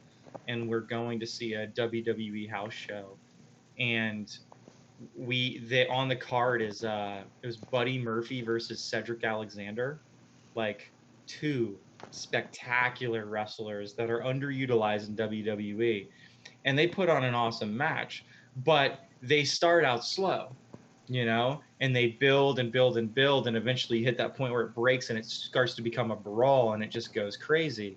And so we're kind of getting annoyed because the people behind us during the beginning of the match, when they're just doing the grappling section, are yelling like, "This is boring." And it's like, you don't know anything about wrestling. So just shut the hell up. Just shut the hell up and wait and watch. It's like a slow build. It's telling a story in the ring. Damn it, Jimmy. I know, I'm sorry. But my point of bringing that up is that there is a time and a place, though, where you don't do a slow build and you just go straight into a brawl.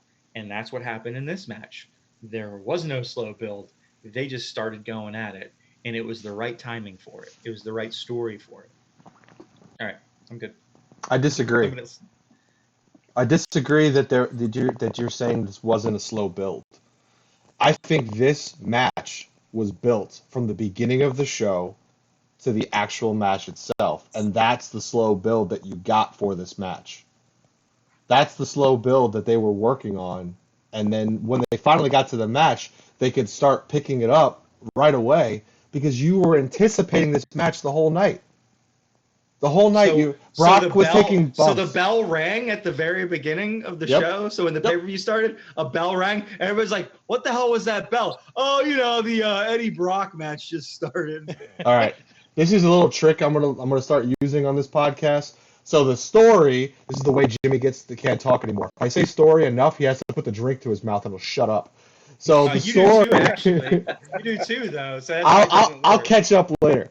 The story began at the beginning of the show, and that's why the bell rang. The bell to this story began at the beginning of the pay-per-view, and this story worked out perfectly because as they built it up to this point, you didn't have to build a headlock and a grapple to start the story. The story already began, so you could get into the wrestling, you get into the quick moves, the quick kicks to the leg, the working of the anatomy that Eddie worked on, and the fact that these big power moves were amazing from Brock Lesnar that Eddie was selling left and right. So, I'm sorry, I wasn't listening. What did you say? said drink. I mean, I agree with both of you. Your both of your points are extremely valid.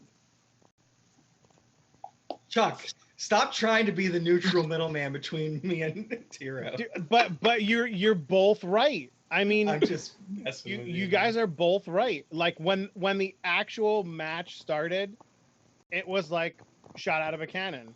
But Chris is also right that like there was a slow build all the way up to that match at the end of the night. So you guys are both right. Christopher. Okay. Just love each other. It must be really hard for them to do a podcast with two people that are just right all the time. You know what I mean? Well, that is extremely and utterly not true. Because you and your stupid ass classic Oreos are completely and utterly wrong. Single stuffed Oreos, a number one. All right. The Eddie Wrestling match was the double stuffed Oreo of matches on the You shut your mouth, Steven! Nobody asked you! It was a classic match, right? Which means it was a single stuffed Oreo. Boom. No, the single stuffed Oreo was the Jamie Noble match. No, that match definitely had a double stuff Oreo in it. Oh! Okay.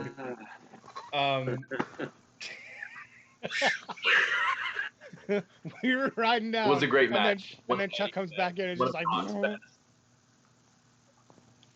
The storyline for the whole thing leading into Mania, what they've been doing the months prior, this was a great payoff match. Wonderful moment for Eddie. Of course, everybody who knows Eddie Guerrero wrestling knows this match. And it was way past time for him to have the big belt. And the moment there, then the moment at Mania with him and Benoit might have even been bigger than his celebration at this moment, but well-deserved all around for Eddie. The match itself from Brock was amazing. He deserves massive props for that, especially going into the crap show he had at WrestleMania. He deserved amazing props for that Eddie match. This is what Brock should remember as his last match of his first run. He should have ended it there. They should have just had like a parking lot beat the hell out of each other and then both have been gone. That's how Brock and Goldberg should have ended their runs instead of having that shit show of a match.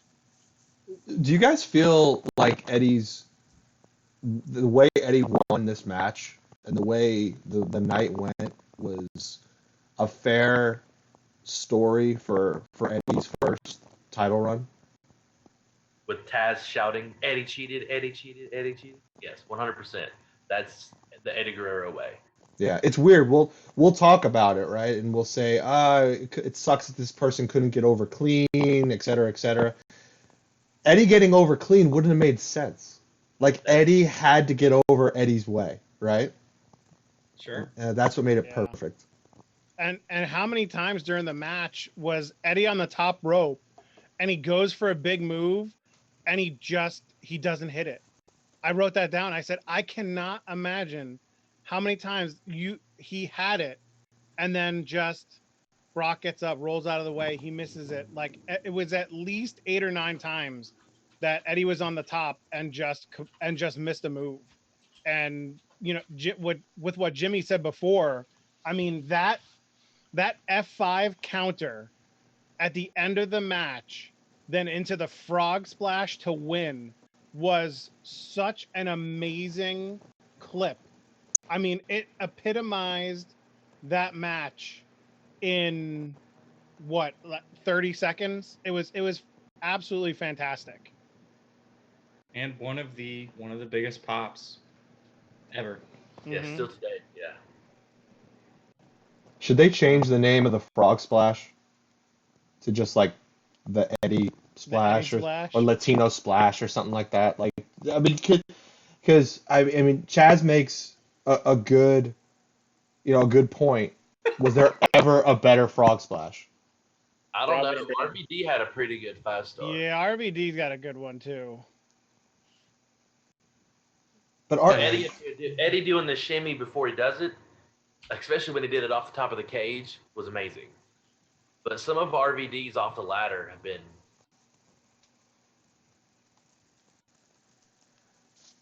I'd have to think about that because I don't disagree. RVD's Frog Splash was good because of the impact. Because he would flat out lay out on the guy, and when he hit you, he would like bounce he would off. jump across the ring. But Eddie was solid with his Frog Splash. He always felt like it was like a cannonball coming down on you.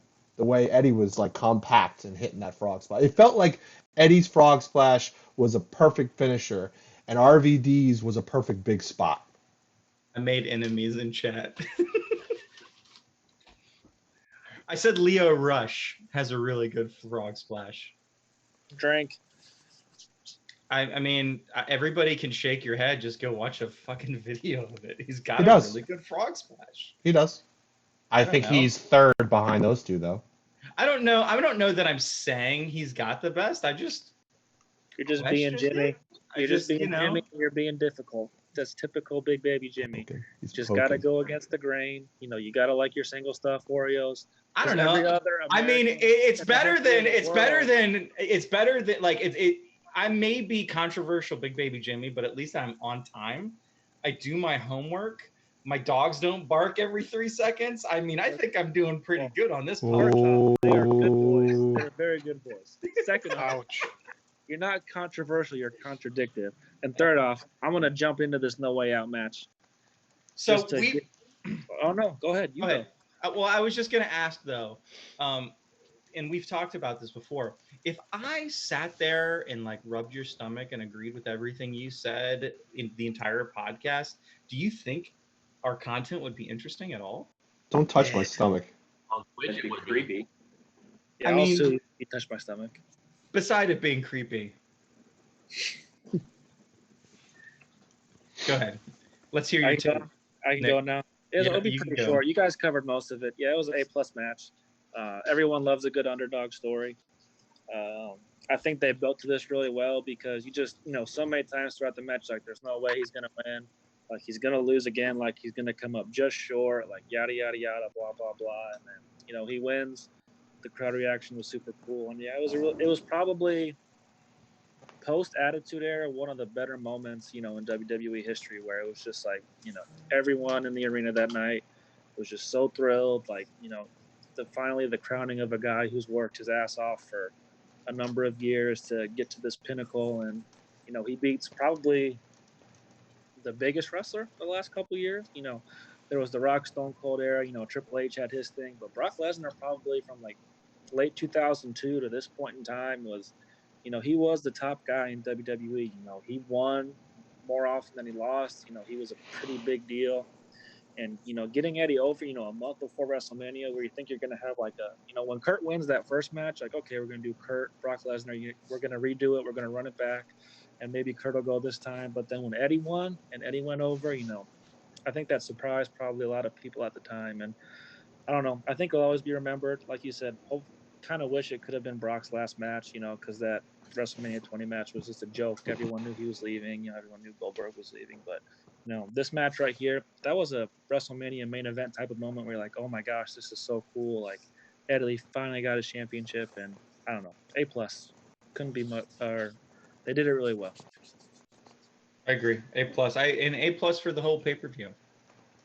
Really, I think it was good start to finish. I'm not surprised, Chaz, that it's your favorite pay-per-view of all time. It is awesome.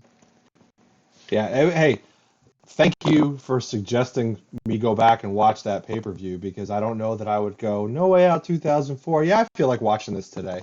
Like, obviously, I'd go back and watch Eddie's moment to me, but the whole pay-per-view, getting to go back to watch the whole thing, it didn't feel like I was doing any homework. It felt like I was just enjoying myself watching a fun wrestling show.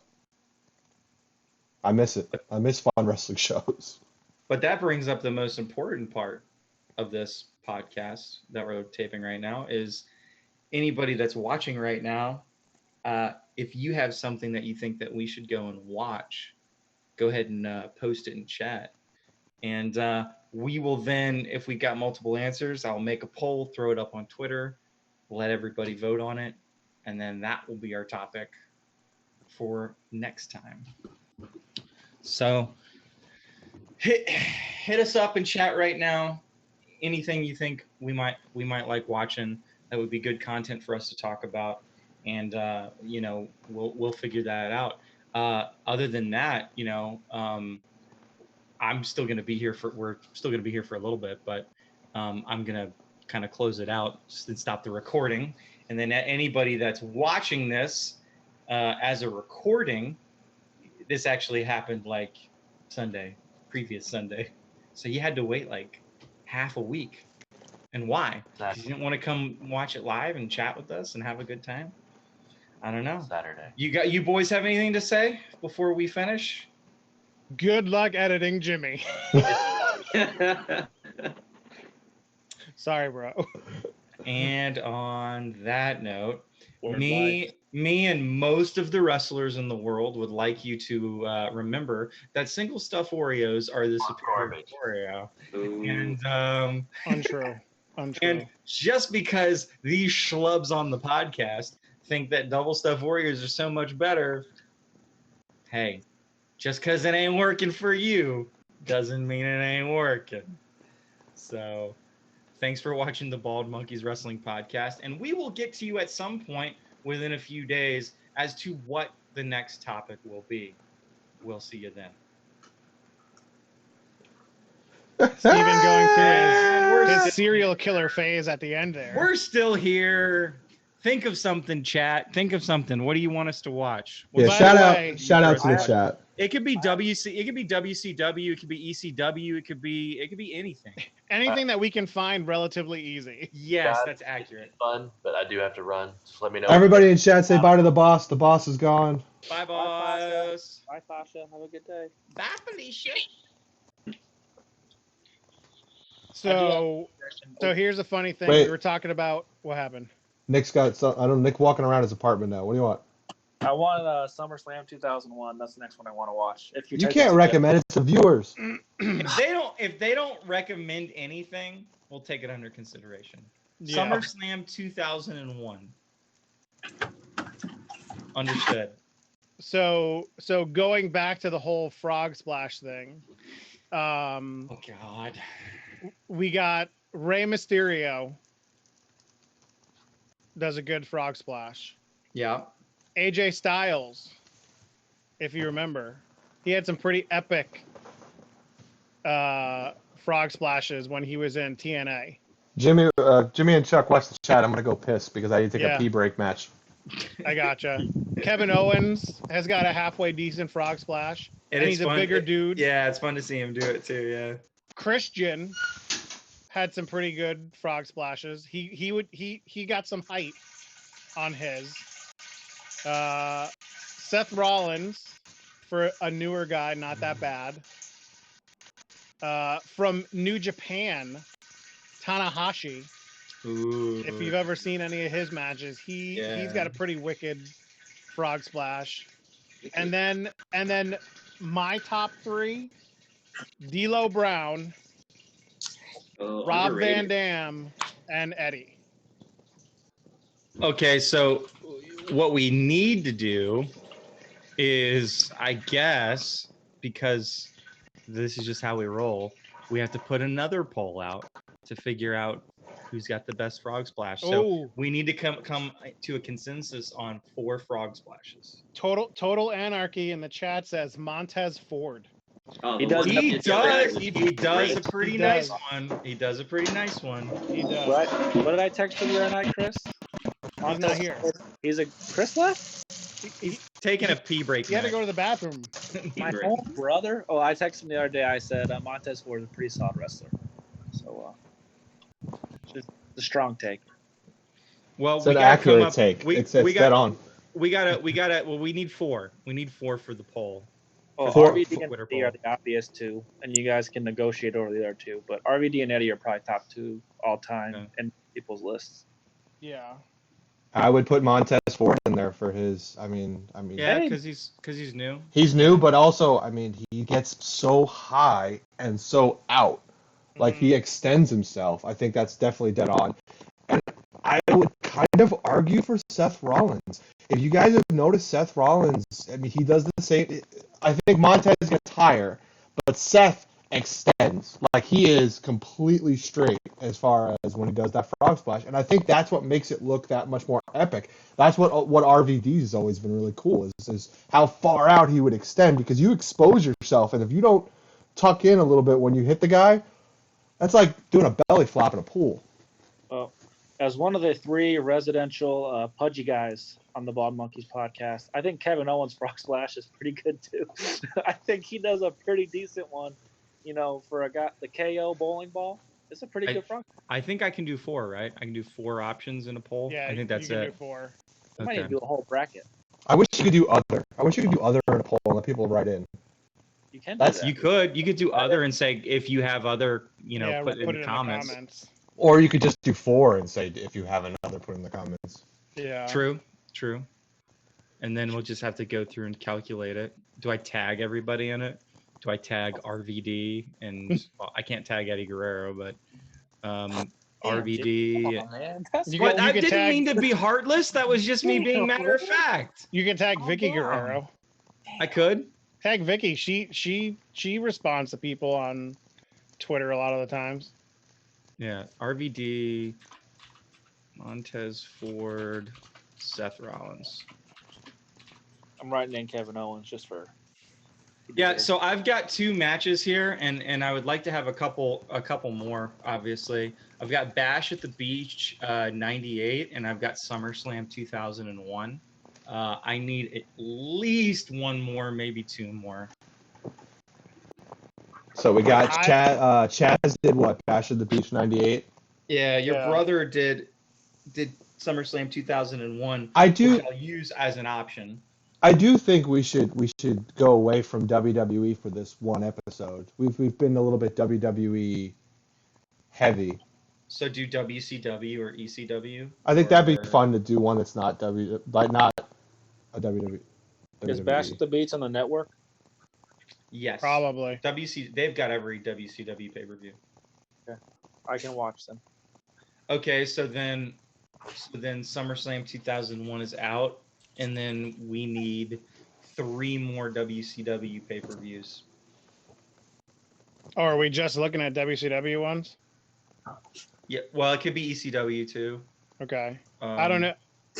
I'm not sold on that. If we want to do, I mean, we don't have to do that. I'm just saying No, I we know. can.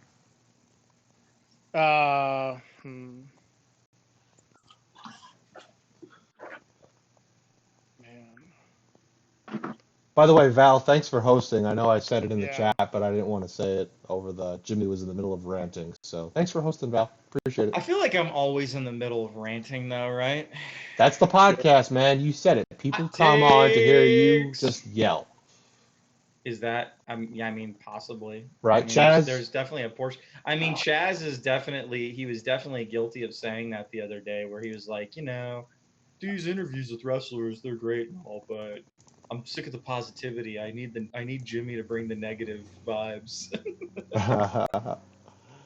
All right, so as we think about what we're going to watch next, Tonal Anarchy 37. What do you think about Vicky on AEW? Sweet Jesus, she is loud and obnoxious as ever.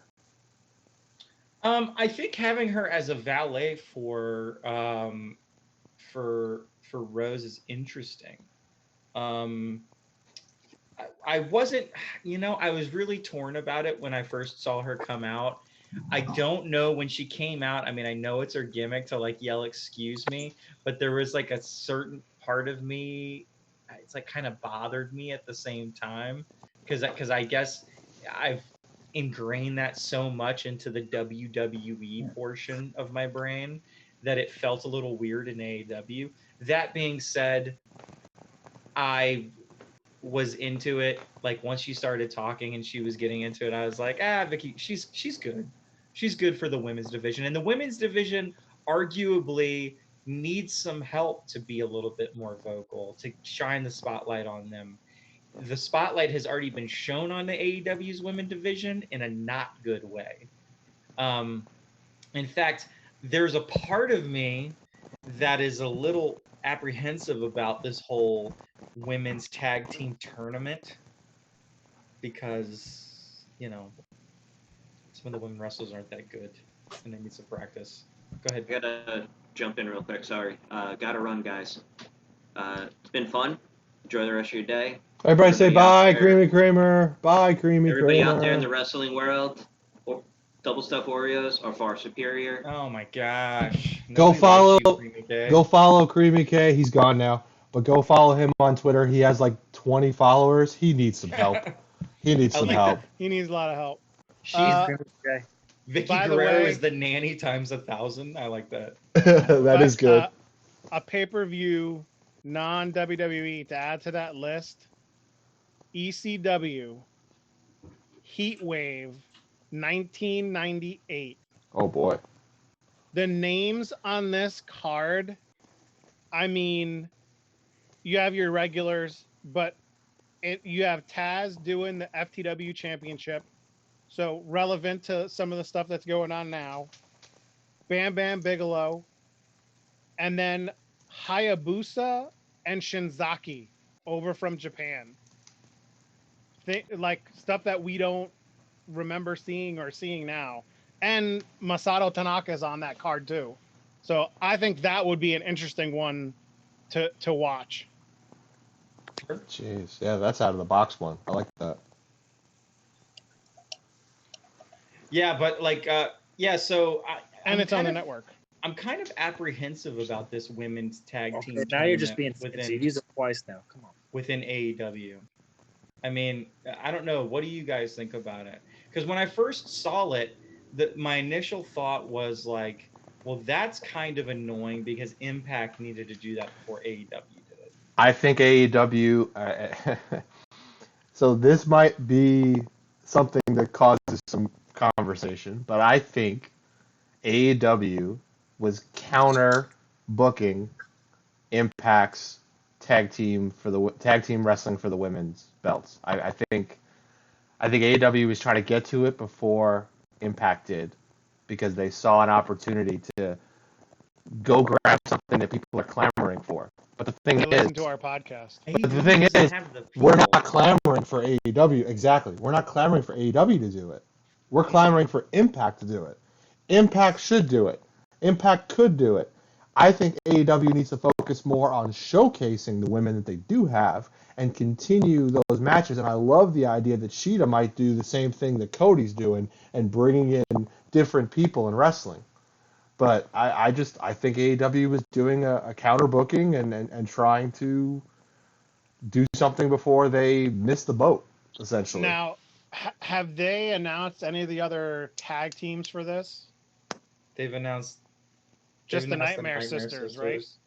And Total Anarchy in chat says he thinks that the tag team tournament will be a showcase for the Nightmare Sisters. And I really hope that's not the case because you're talking about, again, I mean, no offense, I'm just talking like straight from just a wrestling standpoint. They're not that good of wrestlers. Like either of them. They're better. In women's division, been better. Yeah, Allie's better than Brandy. They have been better. They've both been better. And Allie's better than Brandy. I agree with that. Oh my gosh. There you go. But that being said, I still think there are better women's wrestlers in AEW, and I think you're putting the emphasis on the wrong ones. It'll be interesting to see who the other 7 tag teams are. How do you put 7? There has to be independence. Yeah. You're using all those independent wrestlers that they have. That's a good thing. Age and it's Ivelisse and Diamante, I think, is a tag team. I think that's one of your tag teams. That could be a really good tag team. Ultimately, that should be your winner. That should be the ones that win, and the Nightmare Sisters should be up against them in the last match, and they break up. Yeah. And that's when you build a feud of Brandy and the Bunny going forward. Yeah, I mean,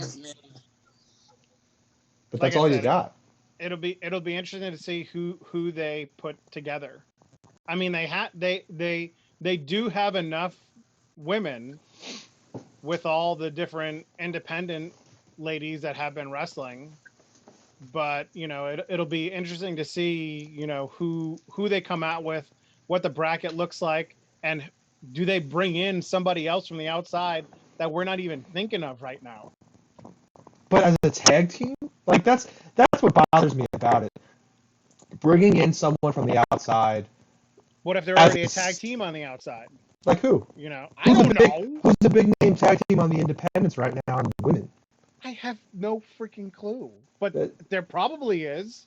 I don't think so. I think there's a lot of small independents that do women's tag, but to be honest, if you're a major independent, you're not even touching women's tag. You're trying to push up singles women. Yeah. If they had her full time and you really want to break out star woman, I'm kind of commenting on Tonal Anarchy's stuff. The one who had the most potential to me from a wrestling standpoint, but I haven't seen her around, and I guess maybe it's because of COVID too, is Yuka Sakazaki. Yuka Sakazaki is an incredible wrestler, and oh my god, I think I saw a video of her the other day doing like a 450 splash off of like the ropes or something like that. It was absolutely wild. That's what I think we're gonna get on. Well, that's the thing. They can't travel over here. So I was gonna say that's what we're gonna get probably is all those extra wrestlers that we. No, it's gonna be America. Yeah, from it'll Japan. be like it'll be like in country tag teams and stuff like that. And I think it's a miss. I think it's a miss on AEW. I think they should focus on singles wrestling, focus on the TNT Championship like they've been doing, and then let Shida do a similar thing, and let all these independents come in and challenge Shida, build up the women's division, and then down the line when you have a bigger roster, you can maybe introduce tag teams. Yuka, what a Woody. Yuka Sakazaki is yeah. Jimmy loves saying that. Yeah, she's a very tiny Japanese wrestler, and she's amazing. Super awesome. Who was the first AEW champion? Her name Riho. Thank you, Riho. So she's like Riho, but better. Like I honestly think she's better than Riho. Well, one of those early matches that they had like a triple threat match, and I believe it was Emi Sakura versus Riho versus Yuka Sakazaki, and Yuka Sakazaki like really, really stood out in that match. Like she was really good. Ooh, actually, no, wasn't Kong in that match? Like the other Kong? Yeah. I can't remember her name exactly, but like. Yeah, it was scary to watch her wrestle. I always thought she was going to break her leg.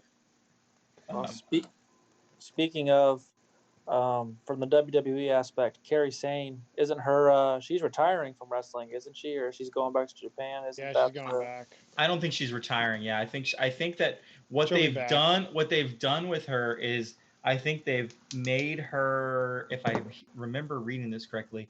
They were signing her to a contract to make her a WWE ambassador.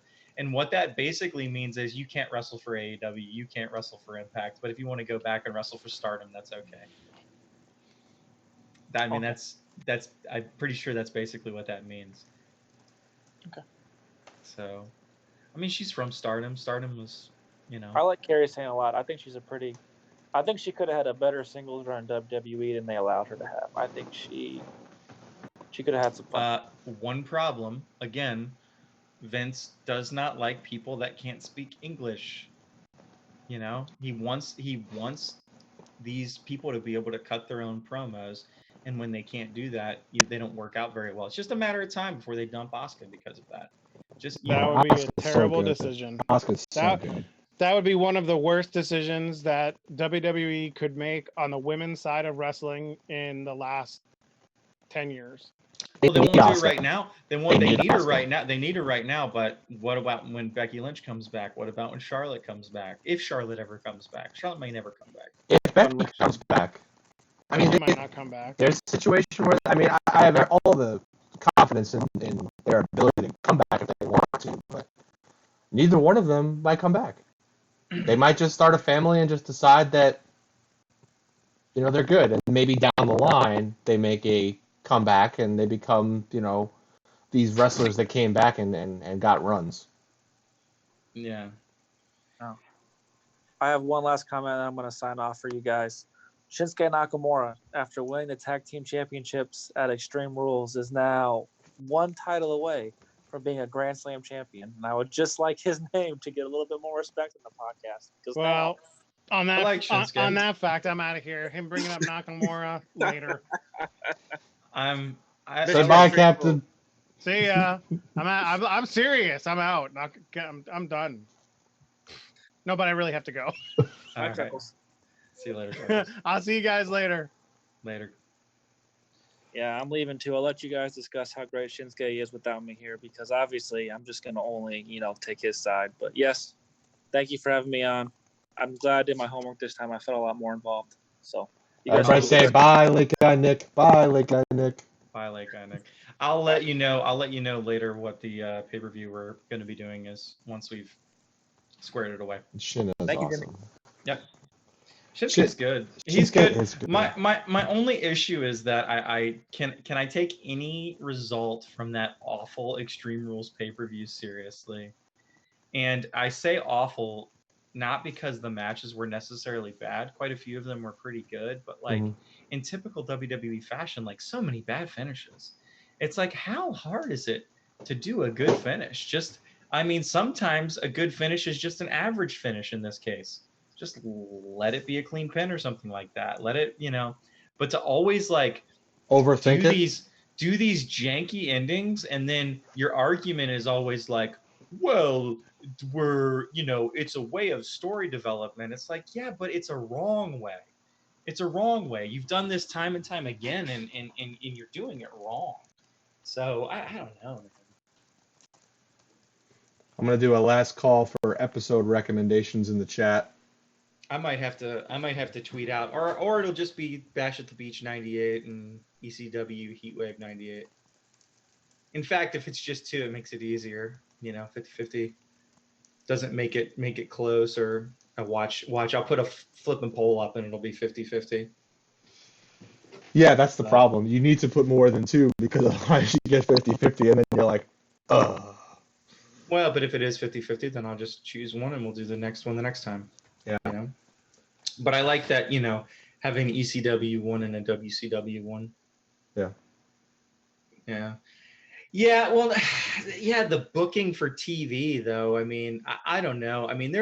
There's certain things that WWE could do that could add some interesting times. One of those things being a TV title.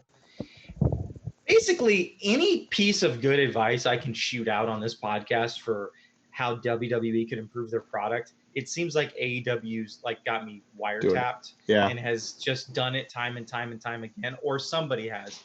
A long time ago, I was sitting, I was doing a podcast, and I had this take on a storyline that I thought they should do with Cesaro, because arguably Cesaro is one of the best wrestlers that they have, that they underutilize. Even when you see him, even though he's a tag champion, he's underutilized. But so my idea was that because they were underutilizing Cesaro, they build a storyline on that.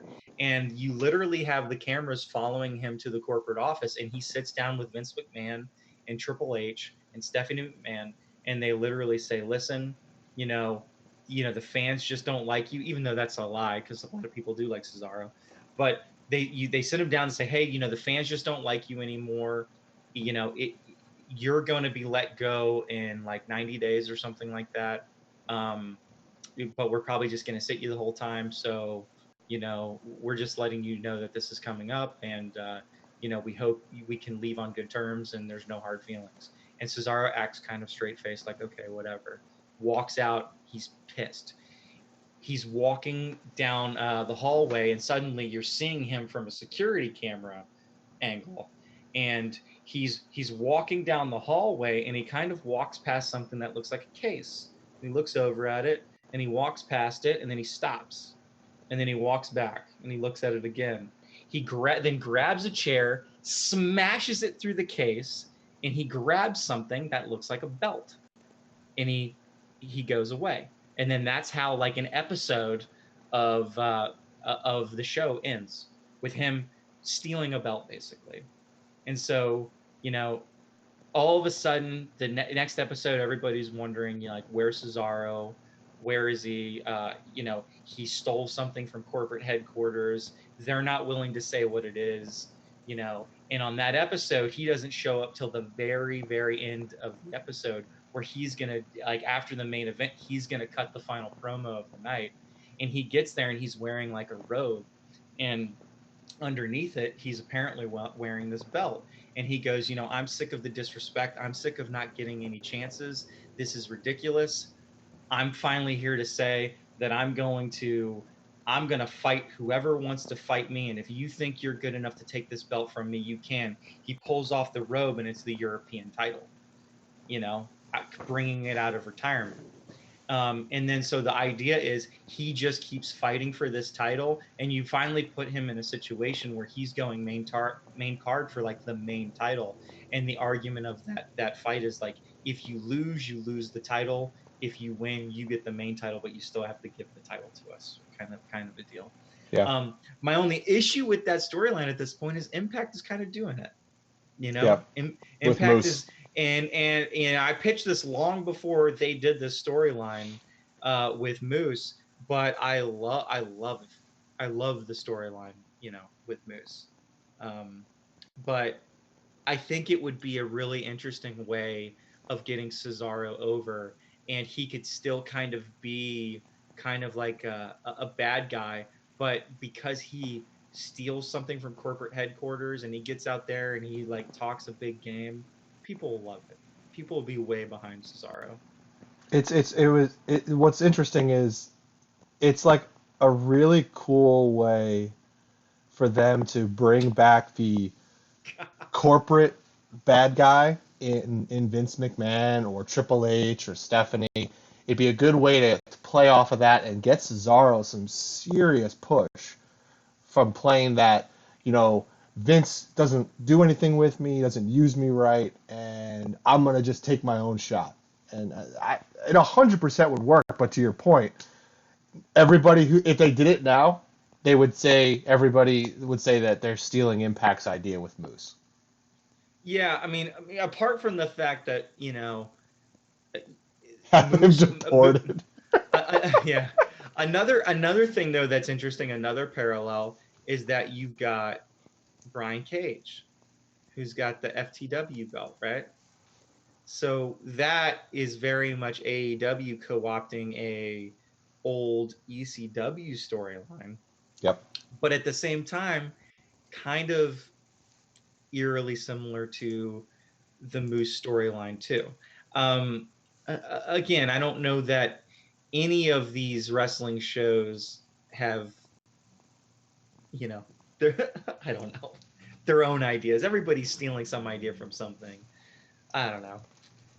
Keep Stephanie far away from, like, she's another one that can't keep quiet. But she gets such good heat. Like, she really does. I get it, Total Anarchy. I get how annoying she is, but that's what makes her work, right? Like, you need, just because we hate someone doesn't necessarily mean they're bad. It just means that it's whatever they're trying to do is working.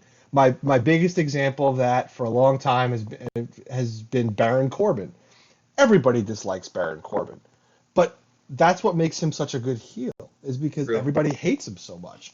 And I don't like Stephanie. That I hate that character too. She bothers the crap out of me. And to your point before, I hate Vicky Guerrero's annoying shrill.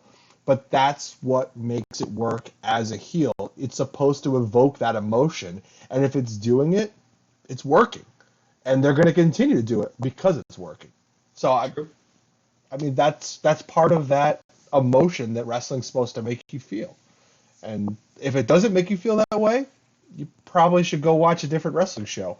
And that's why I usually change the channel and go watch Impact, because Impact is making me feel different things that I remember feeling as a big wrestling fan. Yeah. I love Corbin too, Total Anarchy. Good choice. Bend the knee. Bend the knee to Baron Corbin. Until we get to the next King of the Ring. How far away is that? I mean, how far? Wow. I mean, I, I think the Baron Corbin King of the Ring is something we should hold on to for a while, and I think they realize that, so that's why they're not doing another King of the Ring. I think they have a better opportunity of doing a Queen of the Ring right now. But again, I think that's just a tournament they're not interested in doing. I liked Corporate Corbin too. I thought he was very good. Well, I like this Corbin better than the lone wolf with the hair and the receding hairline like Hulk Hogan. I mean, this is the better Corbin of the two. Total Anarchy, Vape Bros Vape. Give us an episode to possibly watch. I'm sorry, a pay-per-view to possibly watch to review for the next episode. We have a couple recommendations from the chat. We have a couple recommendations from people on the podcast. But we want to watch an older pay-per-view. We watched WrestleMania 1 so far. You can check it out down below on our recordings or check out our YouTube page. And now today we did No Way Out 2004. So we need another one. There's no wrong answer. We'll put it on the poll for Twitter for this week. So we need something. We need some suggestions. Otherwise, we're going to probably watch SummerSlam 2001 or Bash at the Beach. What was the other one? I've got. I don't even have SummerSlam listed though. Oh, I have Bash at the Beach 98 and ECW Heatwave 98. Okay. Anyway, both, which I think would be fun. So we like taking suggestions from you guys. I know the chat's a little behind because there's a delay, because Twitch doesn't let you do simultaneous because they want you to be able to edit stuff. Probably, I don't know. Beep out all the bad words, maybe. Well, you also got to realize it's a video game site. So when you play video games, they don't want you to watch, No, that's not too current. Yeah. That's not too current. Total Anarchy 37 said, what about Daniel Bryan's win at WrestleMania? Okay. So that WrestleMania. Yeah. Let me find. I can't remember the number. We will put it on the poll. We are a democracy. We will put it out there and see. Be sure to follow the Bald at the Bald Monkeys Twitter page, and you'll be able to see the poll out this week. I think it's WrestleMania 30, right? He faces Triple H. It's New Orleans. It's, I believe, 30, and he had a get to Triple H by winning an earlier match in the night against Orton. Is that right? If I remember that one right? I remember that they put like every obstacle in front of him.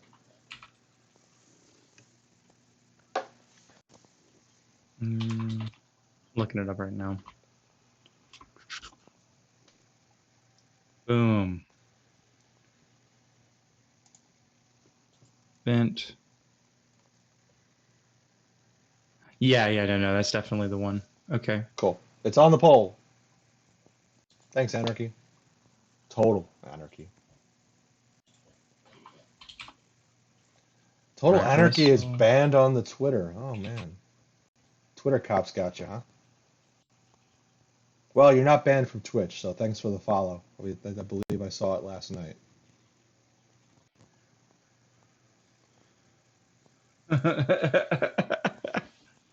I get that. Only I'm not from New York. He is. Him and his Actually, Mets hat. It's 4-2 on the podcast as far as New Yorkers. True. You got myself, Captain Chuckles, Creamy Kramer, and Lake Guy Nick, or Nickopedia, or Nickamora. So it's New York and South Carolina. Well, although I'm supposed to say where I'm from. I was gonna say you're not. Yeah, you're more I would say Virginia for you. There's a piece of me that maybe lived in North Carolina the longest amount of time, so I might actually say that. Yeah. But that's on the list. I'm sure people will vote for it because I think that was a good WrestleMania. I think it was a great ending, storybook ending.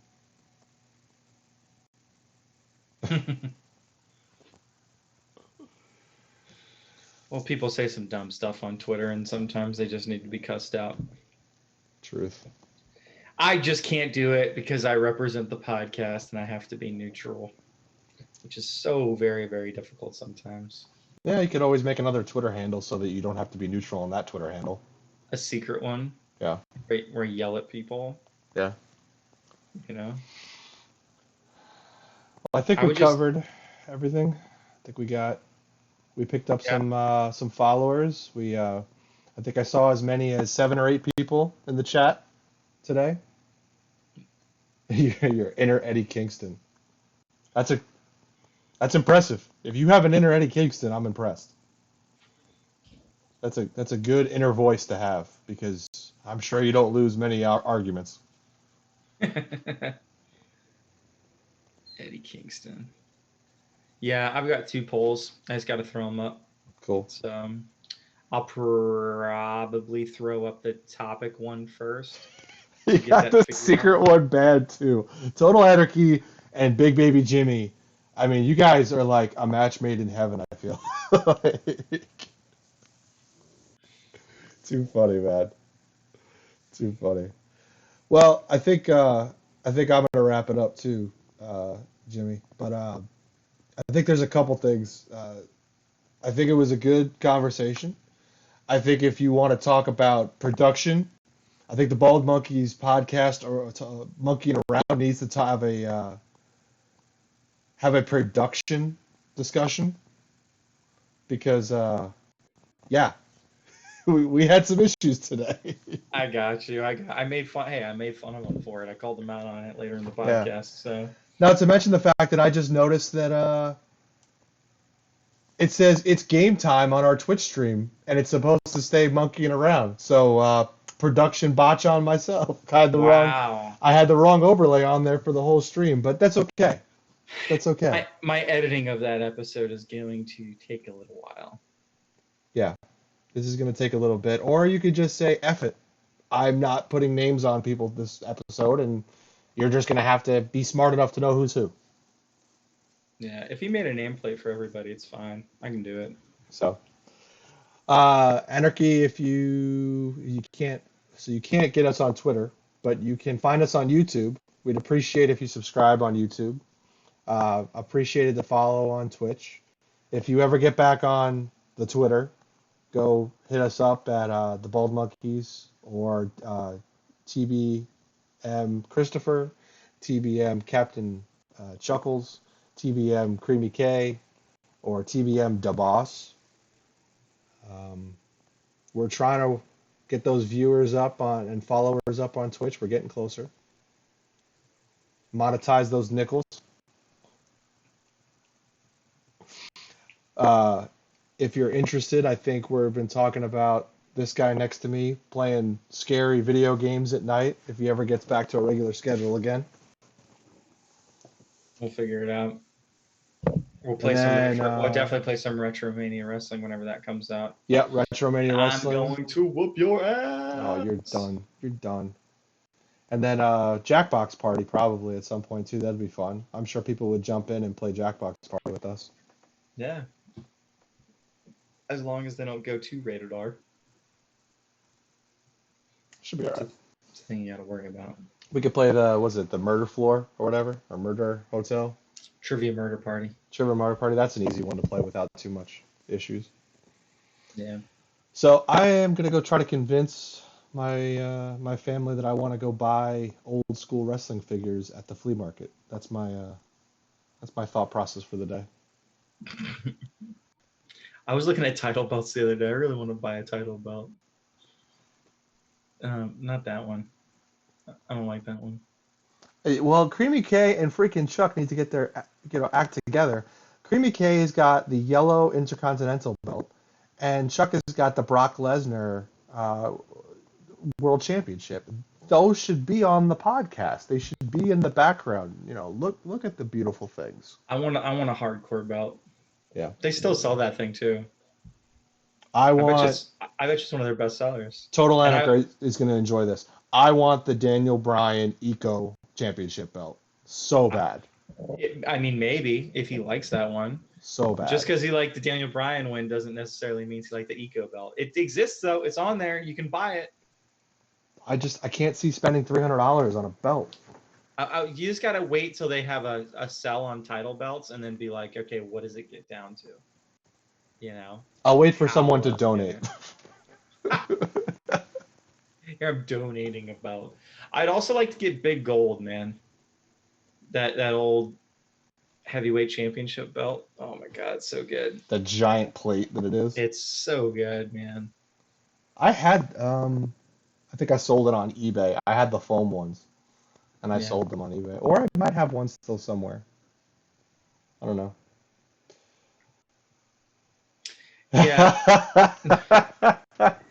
Funny you say that though, because I believe Captain Chuckles has the I mean, yeah, he's got it. But it's nowhere to be found, like Brock Lesnar. That's yeah. That's Anarchy's high on. Quality. He's on. That's high quality. You're on point, man. All right, Jimmy. Good luck editing. Total Anarchy. By the way, random question. You guys do these interviews for Wrestle Joy, and I noticed on their Patreon page that they had a thing where if you donated enough, you could be on any podcast if you're choosing. I'm surprised about that. Yeah, I wonder if anybody would pick our podcast. I wonder if anybody realizes that Wrestle Joy has the Bald Monkeys podcast on there. Well, there's that too. But don't worry, when the dust settles, the Bald Monkeys will still be here. All the time. Talking about wrestling. So, Vape Ross Vape, Val Pancakes, Chaz, Total Anarchy, thank you for hanging out with us. Greatly appreciate people coming to just listen to us banter and argue with each other. We will do it again next week. We are not sure what the schedule will be, but it will be Saturday or Sunday or the weekend most likely. So keep an eye out. We'll make sure to send out notifications. But again, thank you. We appreciate everybody out there spending time with us. Go check out our merch down below on Teespring. Go find us on the social media, even Facebook. I got merch everywhere if you want something. Got T-shirts and stuff. So, but we appreciate our fans. Even if you're not a fan and you're just a troll yelling at us, we appreciate you too. Go hit subscribe on the YouTube page. We want to beat out all these other people. So, later. Where's the stream ending? There it is. Enjoy this music and credits. Don't forget to follow us on Twitter, Facebook, and Instagram at The Bald Monkeys. You can also catch our interviews on WrestleJoy.com. Watch any of our other interviews or our roundtable podcasts at YouTube. Just search for The Bald Monkeys. And listen to the Bald Monkeys podcast on Apple iTunes, Podbean, Spotify, or wherever you get your podcasts from.